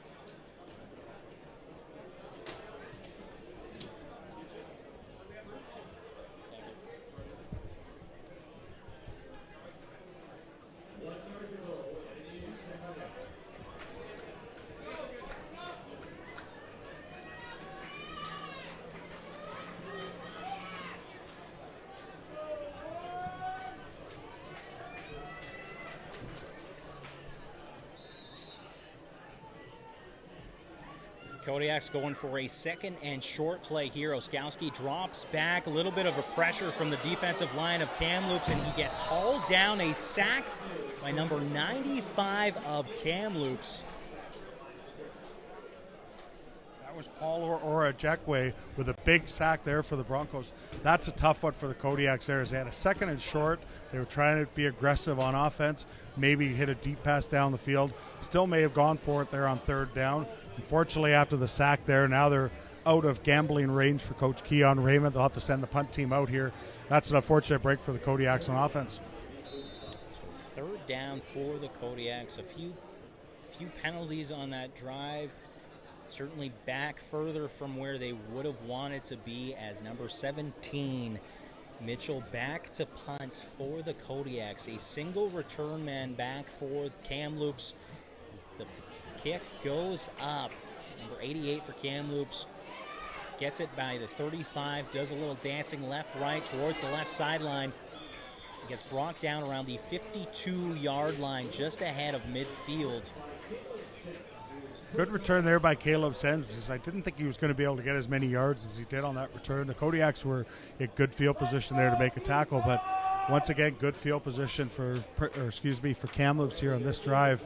And Prince George really needs, I get the feeling as this game goes on, they really need a stop here. They really need a turnover, maybe a big interception, a fumble recovery, something that changes the momentum of the game for them, as there's a holding penalty against the Broncos, so that will back them up. But I get the sense that the Kodiaks just need to have some big game-changing or momentum-changing play here, and it could come on the defensive side of the ball. Absolutely. One big hit, one sack, an interception even. That's all you really need to turn the tide of this game, as the Broncos lead 29-14, 5 minutes remaining in the 3rd quarter, as Van Conant and the offense on the field. Ball around their 29-yard line. A quick hitch play to number 88 as he's speeding past the defense. 50, 40, 30, 20. Keon Raymond pushes him right out at the 5-yard line. A big gain by the Kamloops Broncos, but Keon Raymond comes from the far side of the field to track him down, push him out of bounds. Massive play there for Kamloops. Is at that play, good blocking by the receivers out front there. That was what made that play happen. Then you saw in the open field a lot of speed. And you know what? That's a big game for the Kamloops Broncos. But that's something that the Kodiaks, they saw Keon Raymond II's effort there. And he came from a long ways back and made a heck of a play. And plays like that, you never know. They could fumble the ball here. They could throw an interception. And that's a big play by Keon Raymond to come back, hustle like that, and knock the Kamloops receiver down. So first and goal for Kamloops. Van Konen drops back, looks for a quick hit, but an incomplete pass over the middle. Just over the head of the receiver there. A little bit high of a throw there by Van Konen. He'd probably like to have that one back as he had his receiver. His receiver got on the inside of the Kodiak defender. So a bit of a misthrow there by Van Konen as he's been hitting those pretty much all night tonight. And looking to go back to Sens on that one after the big gain from Sens on the previous play. Perhaps trying to let him finish the drive off, but instead it is 2nd and goal for the Broncos. He takes the snap, fakes the handoff, looks to throw to the corner of the end zone, and out of bounds. A one-hand snag, but out of bounds for number 17. Colton Meikle again. Nice play there by Colton Meikle. He's kind of thinking he might have got a foot down there, but the officials were right there in a good spot there. They signal out of bounds. But we'll see if that play by Keon Raymond II comes back as a big play in this game, because that looks to have saved the Kodiaks at least 4 points here as the Broncos, actually they're leaving their offense on the field. So this could be a really big play right here. It is a big play here for both teams. That's the Broncos look to be gambling here on 3rd down. And I'm not going to lie, that certainly looked as if he was inbound. So that could be a big miscall by the officials in favor for the Kodiaks on this. But one more shot for the Broncos as Van Konen looks, some pressure, and he gets hauled down. A huge momentum play for the Kodiaks as Marcellus Pope comes up with the big play on defense. Great play there by Marcellus Pope. And again, remember that play that Keon Raymond II made as he made an extra effort there to hunt the Caleb Sens running down the sidelines. That saved a touchdown. Kodiaks get the stop on defense. They'll now take over 1st down on offense. We'll see if that's the play that ignites the Kodiak offense as their bench erupted after that sack. And the crowd erupted Absolutely. on that one as well. And that's another point, too. You get the crowd back in your game. You get that stop. It's still a 2-score lead. I thought the Broncos might kick there to extend that to a 3-score lead, but obviously not. And now big play by the Kodiaks. And Oskowski takes the snap deep in their own end. He looks deep, slings it, and an incomplete pass. Little too tall on that one for number 80, Abdi Banzel, for the Kodiaks. If that one sailed, Banzel wasn't able to climb the ladder and bring that one down. Oskowski got hit hard on that play. He wasn't really able to step into that one the way he wanted to. That throw was a lot of arm by him, so the Broncos got good pressure on that one. Oskowski sailed that one a little bit, and now it's 2nd down. Big play for the Kodiaks on here deep in their own territory. And 2:28 and counting in the 3rd quarter. As mentioned, the Kodiaks deep in their own zone. 2nd down play, a quick hit to Mitchell along the near sideline, but incomplete. Ball must have skipped off the turf. He's still trying to sell it, though. Yeah, that one, we could almost hear that one up here in the broadcast booth. That definitely skipped on the turf there. I don't think he would even had enough for the 1st down, even if he had caught it, but the ball did skip to the turf here. Decision time for the Kodiaks. Do they want to punt this ball? The punter's Mitchell's been kicking the leather out of the ball here today, so I don't think they want to give up a safety here, because that will take it to a 3-score game. So I think they'll probably try and punt the ball, hopefully get a big kick by Mitchell.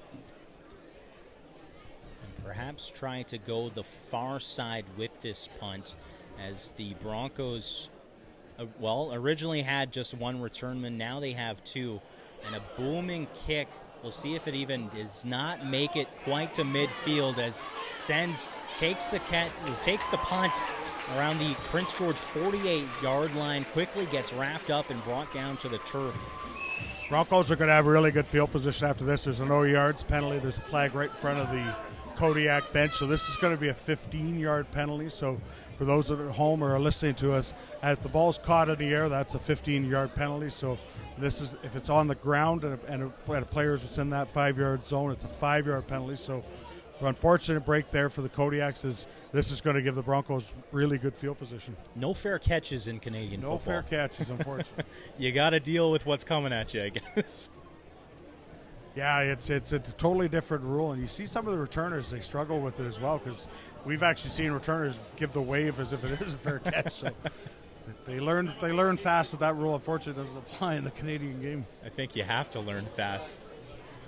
Yeah, so it's a steep learning curve. Yes, steep learning curve. Minute 39 in the third quarter. A really good field position here for the Broncos after the 15-yard penalty, so can't complain about that. This is where you want to be. Wonder if they are going to try and make a sudden play here, a quick strike here, take a shot, but try and see if the Kodiak defense is napping. So good field position for the Broncos. Kodiak defense needs to stop. Ball on about the 32-yard line in the Prince George end. Van Conant hands off to Gagorchik, and he gets wrapped up just past the line of scrimmage. A small gain, but a gain nonetheless. Yeah, good positive yards on first down there. They've kind of gone away from Gagorchik after the success he had in the first half. So we'll see if as this game progresses here, as we're approaching the 1-minute mark in the third quarter, we'll see if they try and run the ball there. He got about 3, so Kodiak defense did a good job there limiting that gain. So this is a massive play here on second down. Second and about 7 yards on for the first down for Kamloops. Van Conant got 3 receivers to his left side, single back, drops back, looks to scamper to his right, under pressure, but ball sails out of bounds towards his right side. Smart decision there by Van Conant as the Kodiak's defense was right in on him. Yeah, brought a little bit of pressure on the blitz. He had nowhere to go, did the right thing, and he's an older guy. He's played a lot of football. He's played university football. Don't make a mistake. Don't throw it where it could be intercepted. Just throw the ball out of bounds. We'll bring up third down now, and again, there's a bit of confusion on the Broncos sidelines as far as what they're going to do here. They better move with the play clock now at 10 seconds.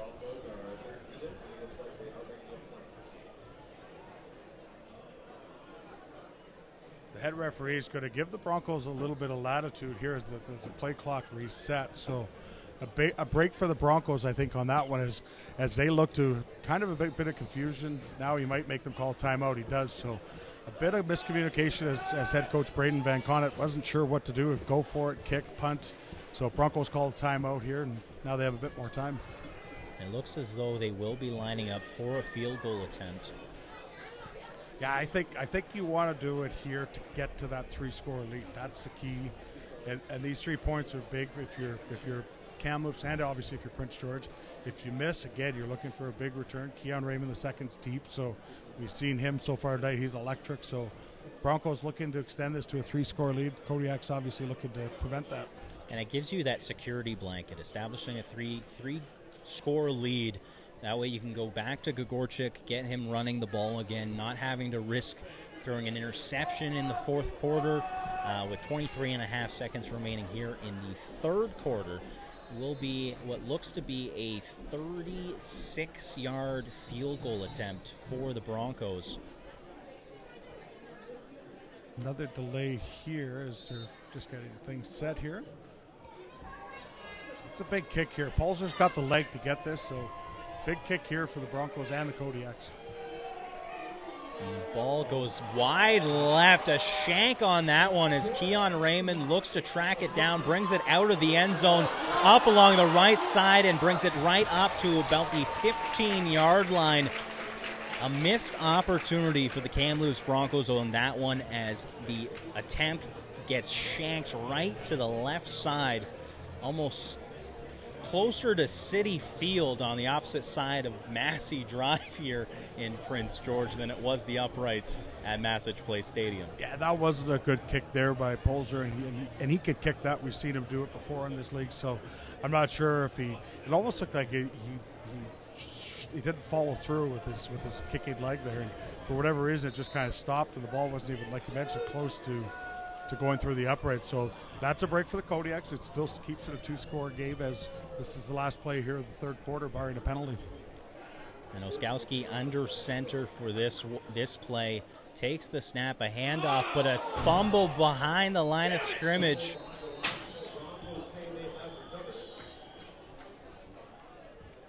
They have recovered on that. That's a massive play. A bit of confusion down there now as referees sort this one out. But now they're Broncos, they were coming on the field with their offense. Now they're kind of second-guessing that as referees look to they are going to give the ball to the Broncos. So massive play there by the Broncos. It's just when the Kodiaks get a bit of a break with the not a good field goal opportunity kick there, they give it right back to the the Broncos.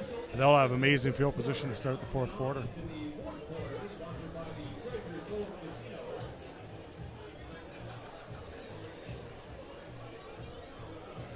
We'll take a quick break as things flip to the other side of the field as the fourth quarter is just moments away.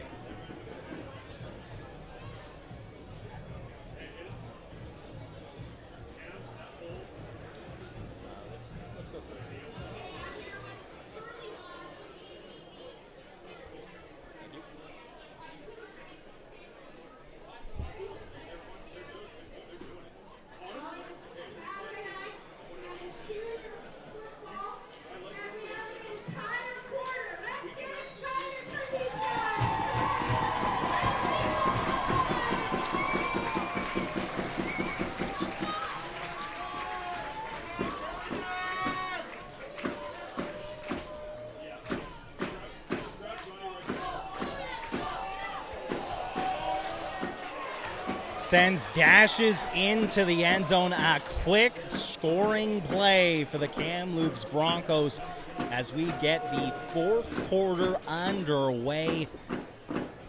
Some quick dashing moves on that one. Sends finds pay dirt. And the Broncos go up 35-14 against the Kodiaks. Yeah, that's a big play there, and Broncos needed to get a score there to extend that lead. They wanted a score. They wanted to capitalize on the Kodiak turnover. They did exactly that. That's a big momentum boost to the Broncos on the far side of the field. And the point after attempt just rings itself off the crossbar. And that wasn't a very good stroke there either by Polzer. He's kind of reminds me on the golf course sometimes when you have to go back and recalibrate your strength with your swing. So he, like I say, he's a good kicker. We've seen him do it before. It's just the last two, it's just his timing doesn't seem to be in shape, and I'm sure he'll be working on that. But the kicking is just exactly like golf, and when your rhythm is out of sorts, that can happen. And I'm sure just overthinking after that first initial miss, just overthinking his mechanics on that last one. Yeah, kickers of all kinds, and they'll tell you this, is you have to have short memories. That's the key in when you're a kicker, and if you miss one or something doesn't get one blocked, by the time you hit the sidelines, that should be out of your mind. Absolutely. We're 14:36 remaining in the fourth quarter, brought to you by Treasure Cove Casino.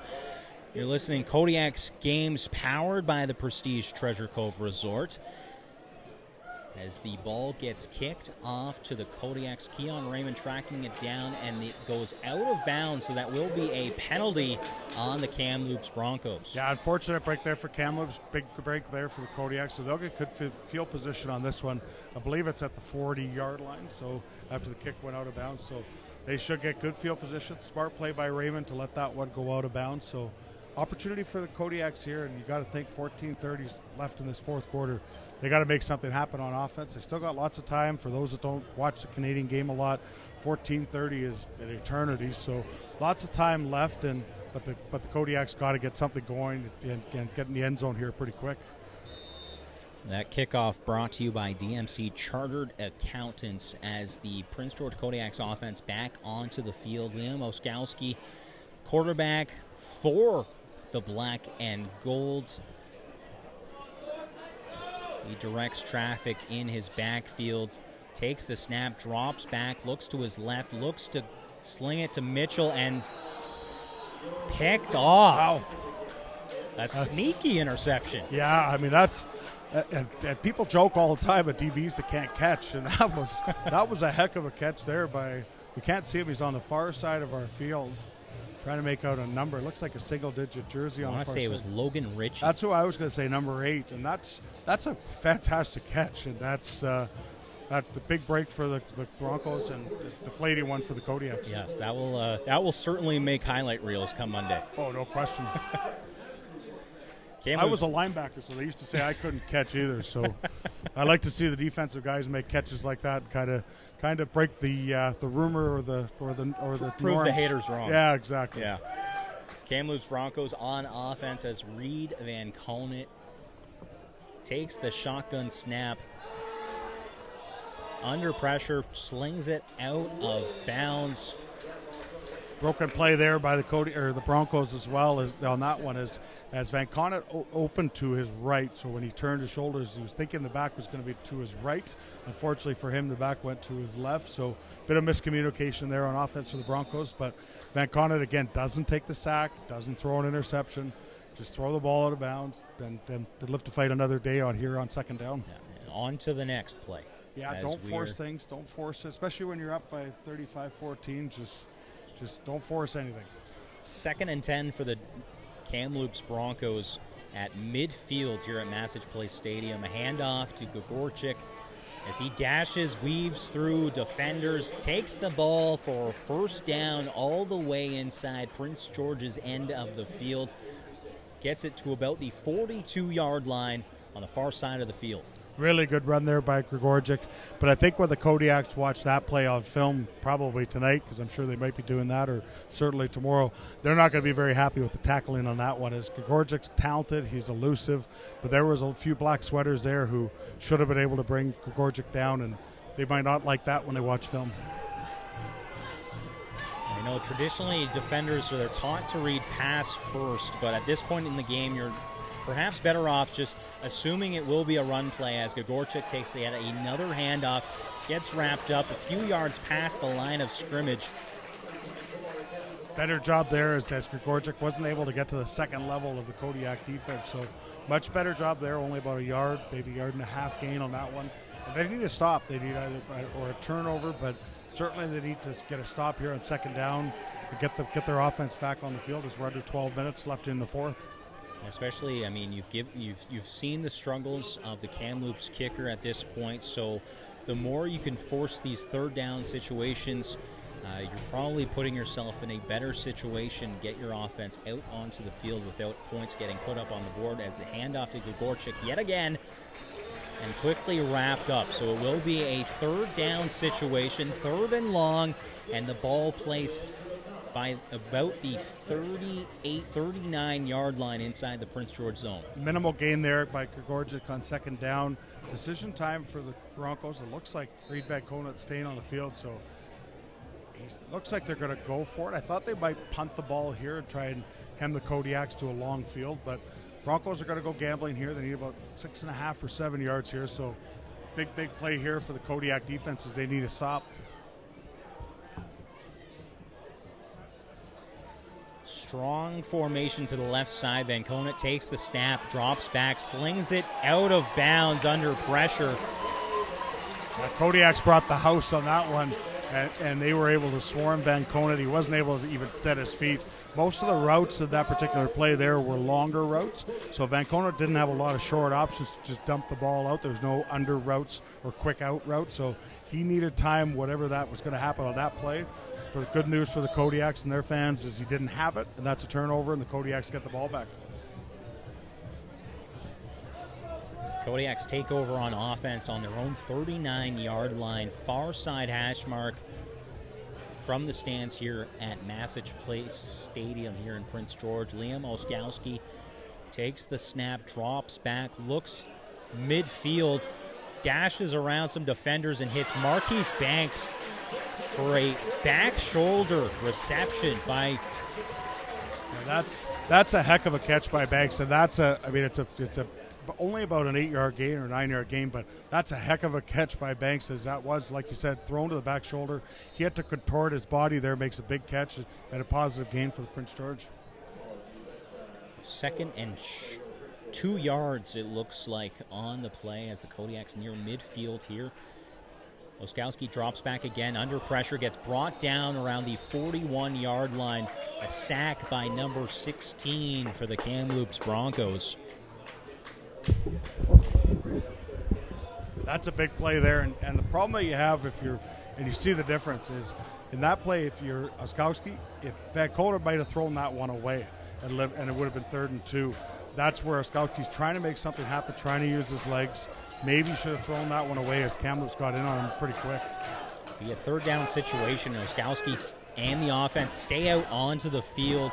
Oskowski drops back, looks left, runs to his left, looks at the sideline, and looks to be a 1st down. I think that's Mitchell with the reception along the sideline.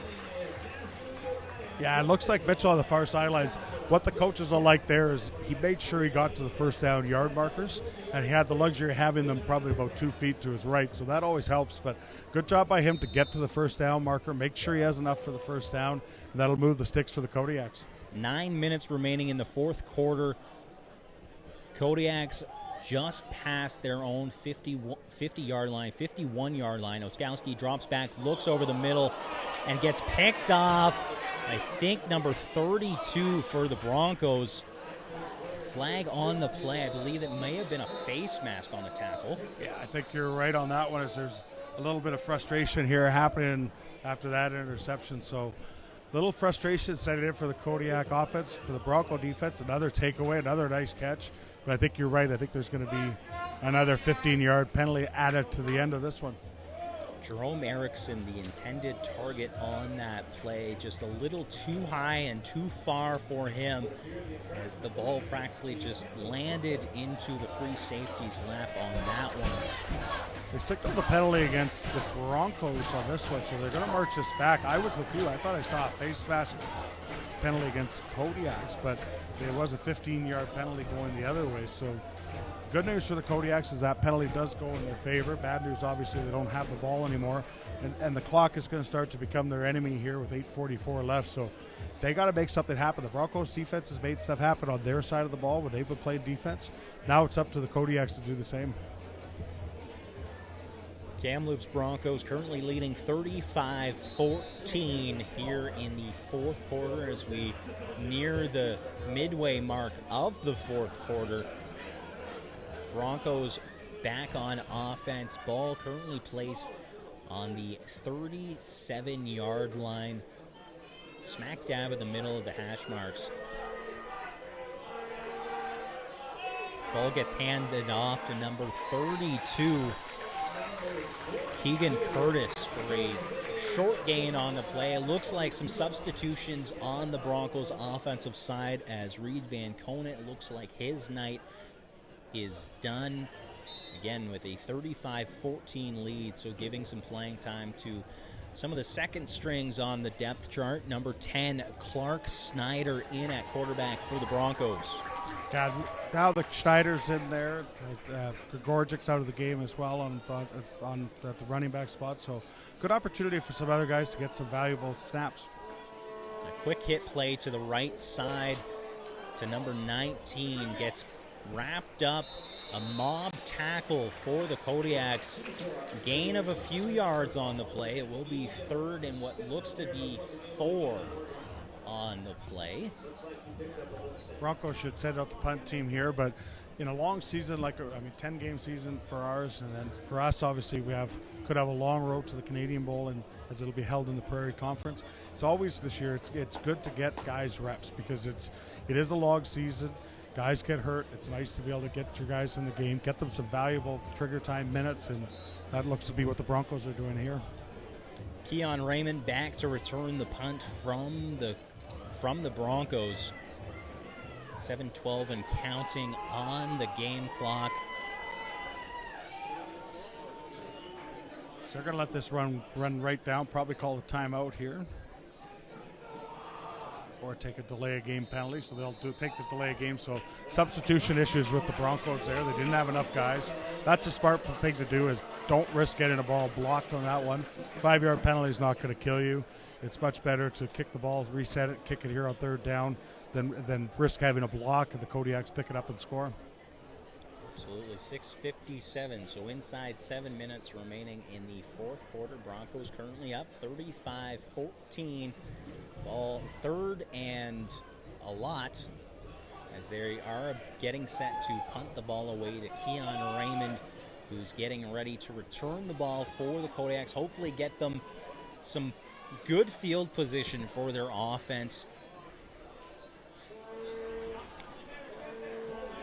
Punter runs to his right side, kicks it out of bounds, and that will surely be some good field position for the Kodiaks, as that did not even get past midfield before it went out of bounds. Yeah, the officials are marking it now, so the Kodiaks will get good field position on that.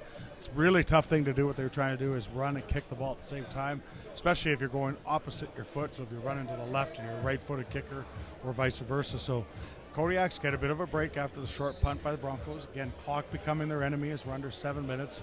And you got to think they got to strike here soon. But these are still valuable reps for them as well, and things to build on as they finish this game and move on to the next game and on their schedule. So ball placed about the 52-yard line in the Prince George end. Oskowski looks to take the snap. We'll see what they end up doing as he scans the field. Little drop pass to Baptiste, and that is past the midfield mark, as that looks to be a first down for the Kodiaks.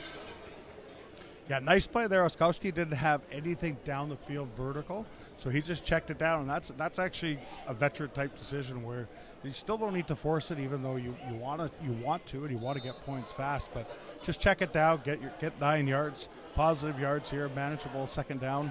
Good job by Oskowski.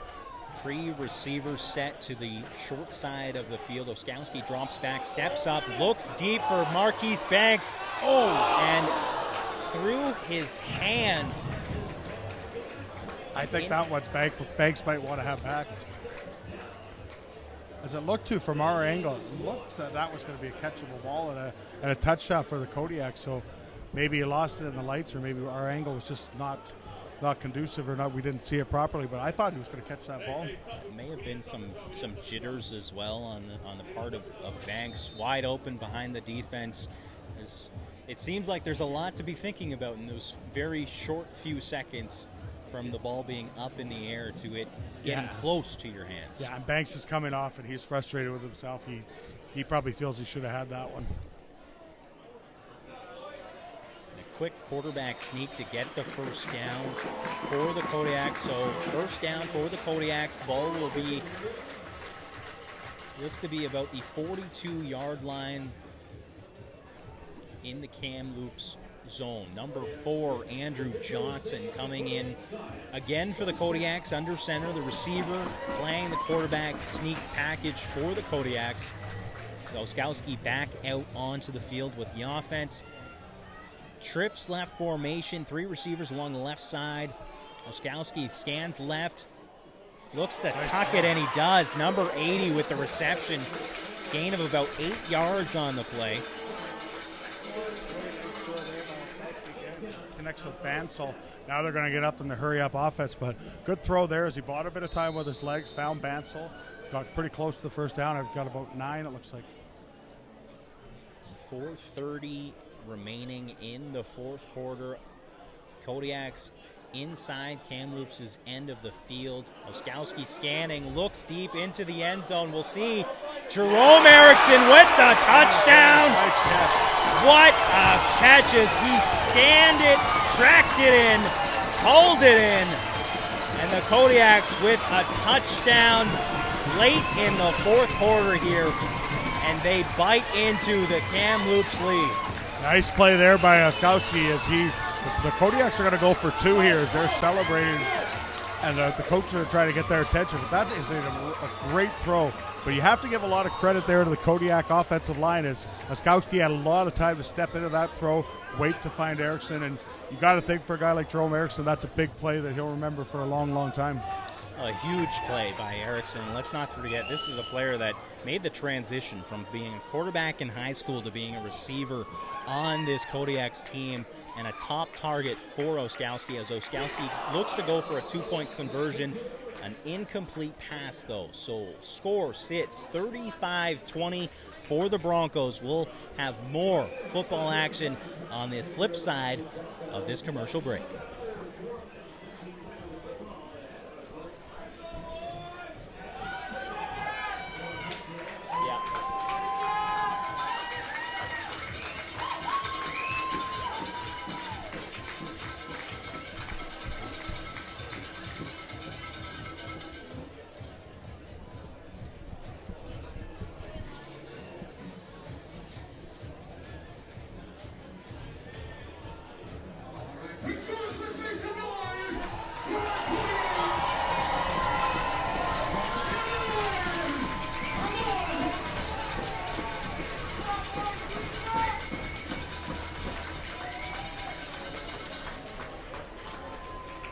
Schneider getting set, placing the ball on the tee to kick off to the Kamloops Broncos. 4:17 remaining in the fourth quarter. The Kodiaks trailing 15 points to the Kamloops Broncos. We'll see if there's any short kick here. If the Kodiaks elect just to late substitution there, they're not going to like that one. Kodiaks had too many men, but they were able to get them off the field. Now the kick will come as the referees let that one go. I'm not sure quite why they took him off, because I think there's only 11 players on the field for the Kodiaks. I think you're right. I'm counting them as a mesh here with the guys coming on the field and off the field, but you might be right. It might have been 11, but either way, that they tried the short kick, the one where the kicker tries to go straight ahead with it and get it himself. So try and find a hole there. They weren't able to do it. Broncos take possession. So Kodiaks gamble. There's still lots of time left. Canadian game. Fans here will get to know that anything can happen in 4 minutes. That's an eternity in the Canadian game. So Kodiaks will probably look for a strip or a turnover or some big play on defense. Kamloops takes over on offense midfield as they look to take some time off the clock. A little bit of a slip up in the backfield for the running back during a handoff play. They're going to say he's down there as his knee hit the ground there. So that's going to be a loss on the play for the Broncos of about 2 or 3. So his knee did hit the ground there. So Kodiaks get a big play on defense there. It will be a loss. 2nd and long here. So they need to stop here as the clock will continue to tick here under 3.5 minutes. We'll go back to some of the differences between the Canadian and American game. As you heard, we're talking about 11 players on the field. There's 12 players allowed on the field either side in the Canadian game. As the Kamloops Broncos get set for a 2nd and 12 situation. A sweep play to number 19. Scoots past the defenders upfield, a gain of about 6, or actually it would be a gain of about 8 yards on the play as he cuts into that deficit of theirs following that tackle for a loss on the previous play. Good play there by the Broncos to get 8 yards or 7 yards of that play. They're going to punt here. Prince George is going to get the ball back, which is great. They're, again, not going to be very happy here with the tackling on that particular play, as they could have held that to a much smaller gain, if any, but they do get the stop they need. We're going to be at the 3-minute warning, it looks like, so Prince George is going to get the ball back, and we've seen their offense strike pretty fast here, and they're going to have to do it again here when they get this ball back. 2:47 remaining in the quarter. Broncos leading by 15 points at this point as they're on offense. Ball currently placed. The Broncos look to have their short men again, so this play clock is going to wind down. Flag on the play. Broncos were short a guy. 2 punts in a row for the Broncos, so they're not going to like that. It's cost them 10 yards. They feel actually that's going to be a 10-yard penalty. So in the last 3 minutes, so another rule that'll push this back 10 yards instead of 5. So Broncos aren't going. Referees only marked it 5, which that's a mistake, but that's not going to make the coaches very happy. So now it's a 3-minute warning. So that they might have said that foul occurred on the other side of the 3-minute warning. So that might have been why they only marked off 5-yard penalty. So ball currently placed at midfield, the near side hash mark here at Massage Place Stadium. A punting situation for the Kamloops Broncos. Keon Raymond back to return for the Kodiaks. 2:30 remaining on the clock. Ball gets snapped, ball gets kicked up, and Keon Raymond catches it around the 24-yard line, gets a gain of about 5 yards on the return. Good job by the Broncos special teams there, getting down, making the tackle. They got the kickoff. You could see the punter was definitely making sure he was going to try and do that, as he just took one last step there just to make sure that punt wasn't blocked. So Kodiaks have the ball back. They got some timeouts. They got 2:20 or so on the clock, so they've got a little bit. They got some time left. If they can get a quick strike, we've seen them do it tonight. If they get a quick strike, that we could be in for an interesting finish. But you got to think they need the chunk play here. They need a big gainer, big chunk play on offense to at least give themselves a shot. Quick play to get them at least past midfield would be huge for this offense, as Oskowski looks to the flats, hits and connects with Noah Lank, who's off and running, gets past the 45-yard line. I believe it'll be marked at the 45-yard line. So a quick hit play that resulted in a ton of yards after the catch by Noah Lank, who was actually BC High School football's AA Offensive Player of the Year this past season as a member of the Duchess Park Condors and, as mentioned, a product of Prince George. They could have had Oskowski didn't throw the greatest throw on that one. Lank made a nice play going down to pick it up. If he's able to catch that ball around his numbers, he might have been able, and in stride, he might have been able to instead make that a 12 or 13-yard gain. He might have been able to get 20 or 30 or even more on that one, because it was set up nicely by the Kodiaks. So they weren't. The good news is they do get a big play on offense, but that could have been even more for the Kodiaks. Kodiak's down by 15, but the crowd very much still in this one as they're trying to cheer on their offense, who's currently on the field after a first down play. First down, ball currently on the 45-yard line. Far side, hash mark. Oskowski takes the snap, drops back, looks to his right, gets caught up in traffic. Let's see, they're going to call grounding there on Oskowski. Is there? Kodiaks won't like this penalty. Keon Raymond's coming out to point to a receiver that was in the vicinity, but I think they're going to say Oskowski was down, so that would be a sack for the Broncos, as it should be an intentional grounding call against the Kodiaks.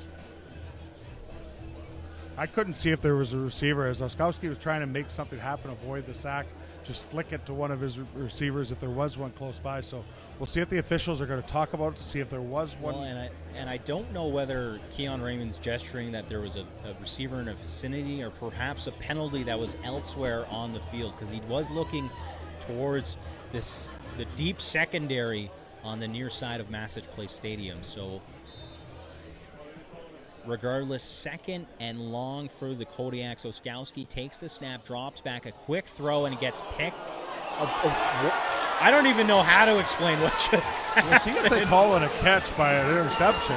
Kodiaks think it isn't a fumble. We'll see if they say the Bronco defensive player had possession, or if they're going to call this an incomplete pass of the player. So Oskowski drops back, throws a quick hit, ends up getting what looked to be intercepted.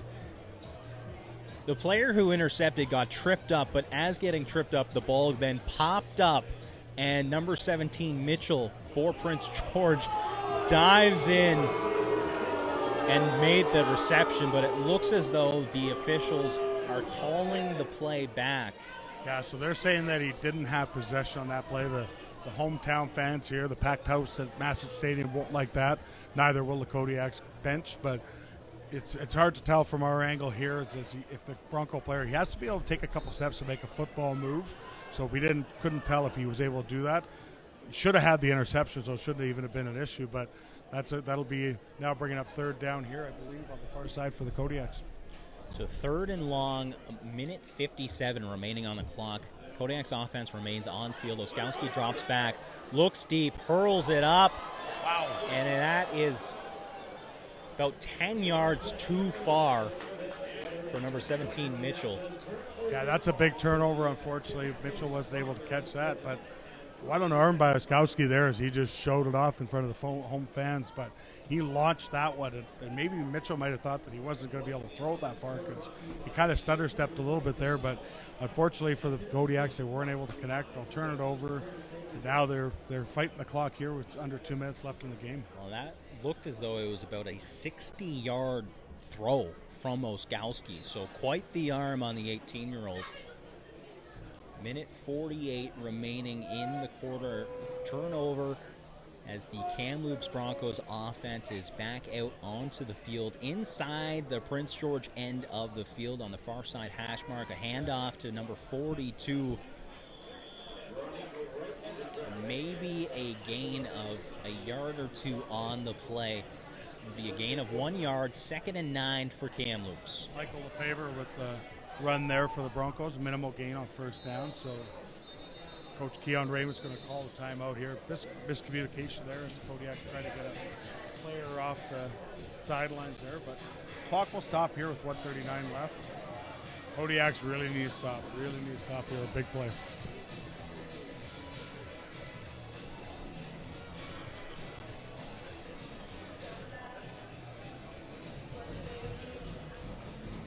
So minute 43 remaining in the fourth quarter. Kamloops Broncos currently ahead 35-20 here late in the game. I'm sure Coach Marvin Pope down the Kodiak sidelines is probably telling his guys, strip the ball. Do what you can to strip the ball. And the Broncos probably aren't going to be too aggressive here on offense, so I'm sure he's probably saying one guy hold the guy up, the other guy start swatting, try and get that out. And for the Broncos on the far side of the field, they're probably saying the exact opposite. They're probably telling their back, 2 hands on the ball, don't try and lunge, reach forward for that extra half a yard or anything else. It's not the time or place to do it. So probably those are the messages, I'm assuming, that are on both sides of the sidelines here on that timeout. And Kamloops just a minute 43 away from their first win of their BCFC season after a week 1 bye, a loss in week 2. They're here in Prince George, currently leading 35-20 against the Prince George Kodiaks. It's another handoff, number 42. Swarms of jerseys there, trying to strip that out. LeFevre was 42 for the Broncos. Definitely have both hands on that one. It'll be third down, so we'll see whether Kamloops opts to punt the ball, kick for a field goal, or keep their offense. It does look like the kicking team is coming out with the ball currently placed on the 36-yard line inside the Prince George end of the field. Yeah, I like this call by Braden Van Conant, the head coach of the Broncos here. Just punt the ball here. Your punter's been angling the ball well. If you could put it into the end zone in the corner, fine. But just make sure you get lots of height on this punt. Let your cover guys get down. Don't hit a line drive down the middle of the field to give the returner the best opportunity for returns. So just punt the ball here, play defense, and hopefully leave here with a victory if you're a Bronco or a fan. Minute 12 and counting, third down. Keon Raymond standing along his goal line in anticipation of the kick. Keon Raymond, the head coach, gesturing towards the play clock as it hits 0. A delay game penalty on the Broncos will bring the ball back.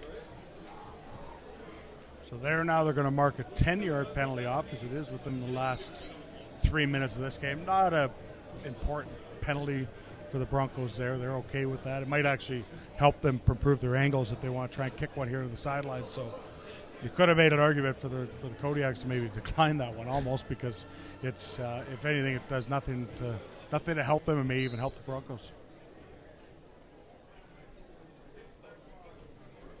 Still third down here, minute 11 remaining in the fourth quarter. Broncos currently leading by 15 at Massage Place Stadium. The home opener for the Prince George Kodiaks as the ball gets snapped. The punter kicks it up. A low kick, gets down, bounces inside the 10 and out at about the Really 5-yard line. Late flag on the play, not sure what that is, but that's a fantastic kick by the Broncos there. Exactly what they want to do, hit that one into the corner. Probably couldn't have kicked that, but ended better than that if you're a Bronco fan.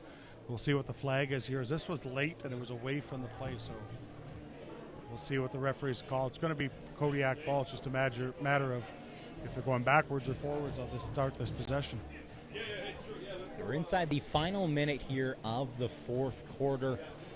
The Prince George Kodiaks offense out onto the field, down by 15. So not much, unless you're a massive miracle, to come back in this one, but certainly an important drive for them to at least have some confidence ending this game with some positive plays, some big plays perhaps.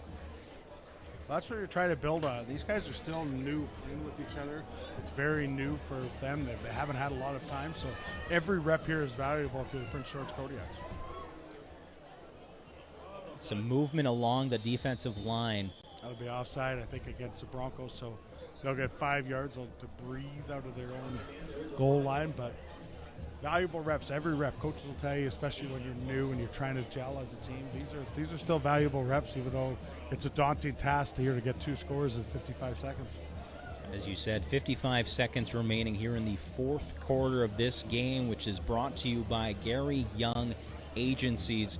We want to thank all of those who've tuned in on 99.3 Rewind Radio, or have also watched our stream through BCFC TV or the TELUS Game of the Week on TELUS Channel 1999. Oskowski hands off to, I believe, Noah Lank on the play.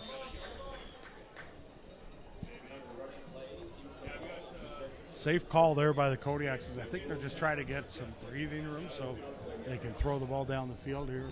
We'll see if they do that here on second down, but just a straight ahead run there. Got them good positive yards, so clock will tick here, as I don't think the Kodiaks have any more timeouts. So clock now running here in the fourth quarter, brought to you by Treasure Cove Casino.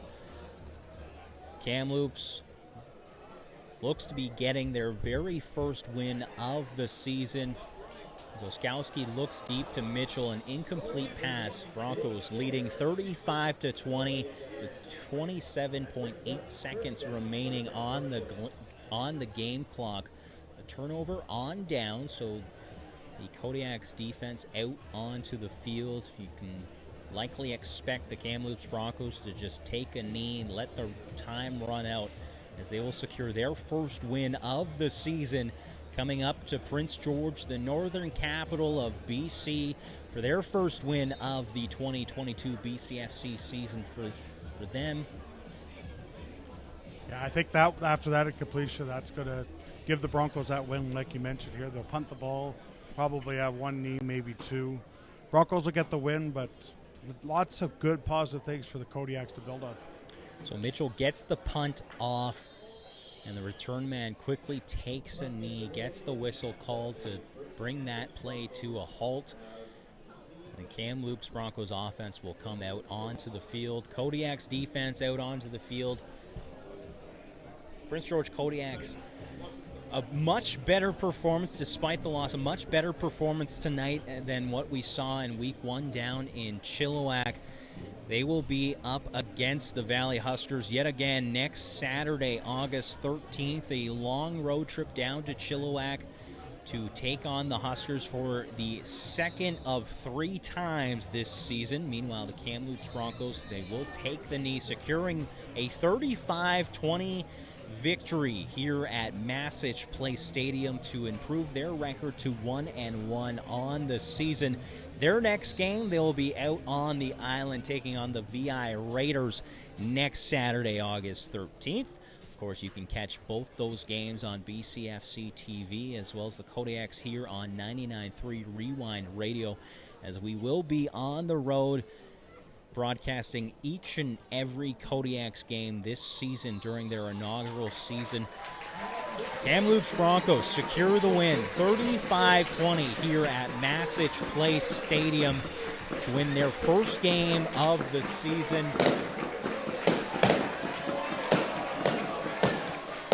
So despite the loss, still a lot to celebrate here at Massich Place Stadium for the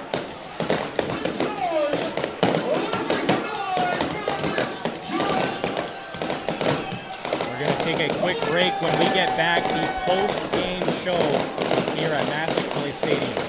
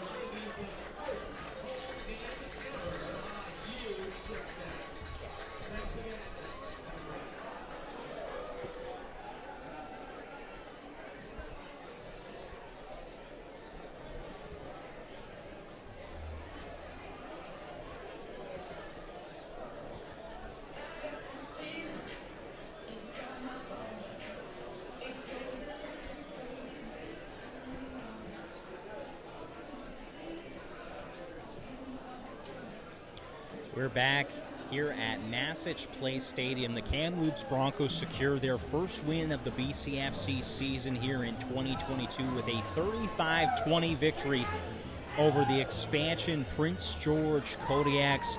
A strong win for the Kamloops Broncos. We saw a number of big plays from both sides of the field. Joined with me, Tyler McLaren. Thank you very much for accompanying me tonight for tonight's broadcast and stepping up to do some color commentating. But perhaps, what did you see, what did you like out of tonight's game from both sides? Well, first of all, my pleasure for jumping on here. I always love to do it and enjoy watching these games and being here. But I think for both teams, there's positives to take away. The Broncos obviously got the victory. That's huge for them. They left last game against the Raiders. Thought they could have easily won that game as well. They didn't, and they came up on the wrong end of that score. So positive for them. If you're the Kodiaks, I think as much as you want to win and everybody wants to win, you got to take the positives. And this is a young team. It's a really young team. And my hope is the fans continue to support this team, let this team grow. There's a lot of talent on it. There's a lot of guys that are going to work hard, and they're only going to get better. It's their second game together. Some of these Broncos and other teams have played together for years. So I think that's the takeaway if you're the Kodiaks. Stay positive, focus on the positives, have a little bit of patience, and I think it's a matter of when, not if, this team's going to have success pretty soon, because it's too well coached. There's too much talent on this team, and they've shown a lot of good things here after 2 games. And not only that, I mean, you look at the Kamloops Broncos, they didn't win a game until their final game last season, so certainly perhaps relieved to have been getting that first win much earlier this year. For the Broncos. Perhaps, I mean, let's just, you mentioned the atmosphere here, despite the loss, the atmosphere here at Massage Place Stadium was unbelievable. Your thoughts as the president of the BCFC? Well, number one, it's really proud, and this is why you do what you do. And for guys, for the Kodiaks and their organization, they should feel really proud of themselves. The people of Prince George should feel really proud of themselves for how they supported this team. It came out tonight in droves, and it's so positive to see. It's so positive to be in a community like this. And to the Kodiaks, like first-class organization, first-class event. I don't remember a regular season game having as much excitement or anticipation, stuff, in-game entertainment. Like, it was just an all-around. And I know if you talk to Craig tonight, he'll be disappointed, or the Kodiaks coaches, they'll be disappointed. But when they sit back tomorrow and tomorrow night, they're going to feel like, you know what, a lot has been accomplished. And this team and this franchise is in good hands, and it has a bright future. Absolutely. And as mentioned earlier, the Prince George Kodiaks they will be taking on the Valley Huskers down in Chilliwack Saturday, August 13th. So their second road game of the season, still looking for their first win in franchise history. Meanwhile, the Kamloops Broncos will be on the island taking on the Vancouver Island Raiders next Saturday, August 13th. If you're here in Prince George, the next home game will be August 20th. So certainly expecting there to be just as many fans for that, when the Valley Huskers it will be their turn to make a road trip to take on the Prince George Kodiaks. Thank you very much for all of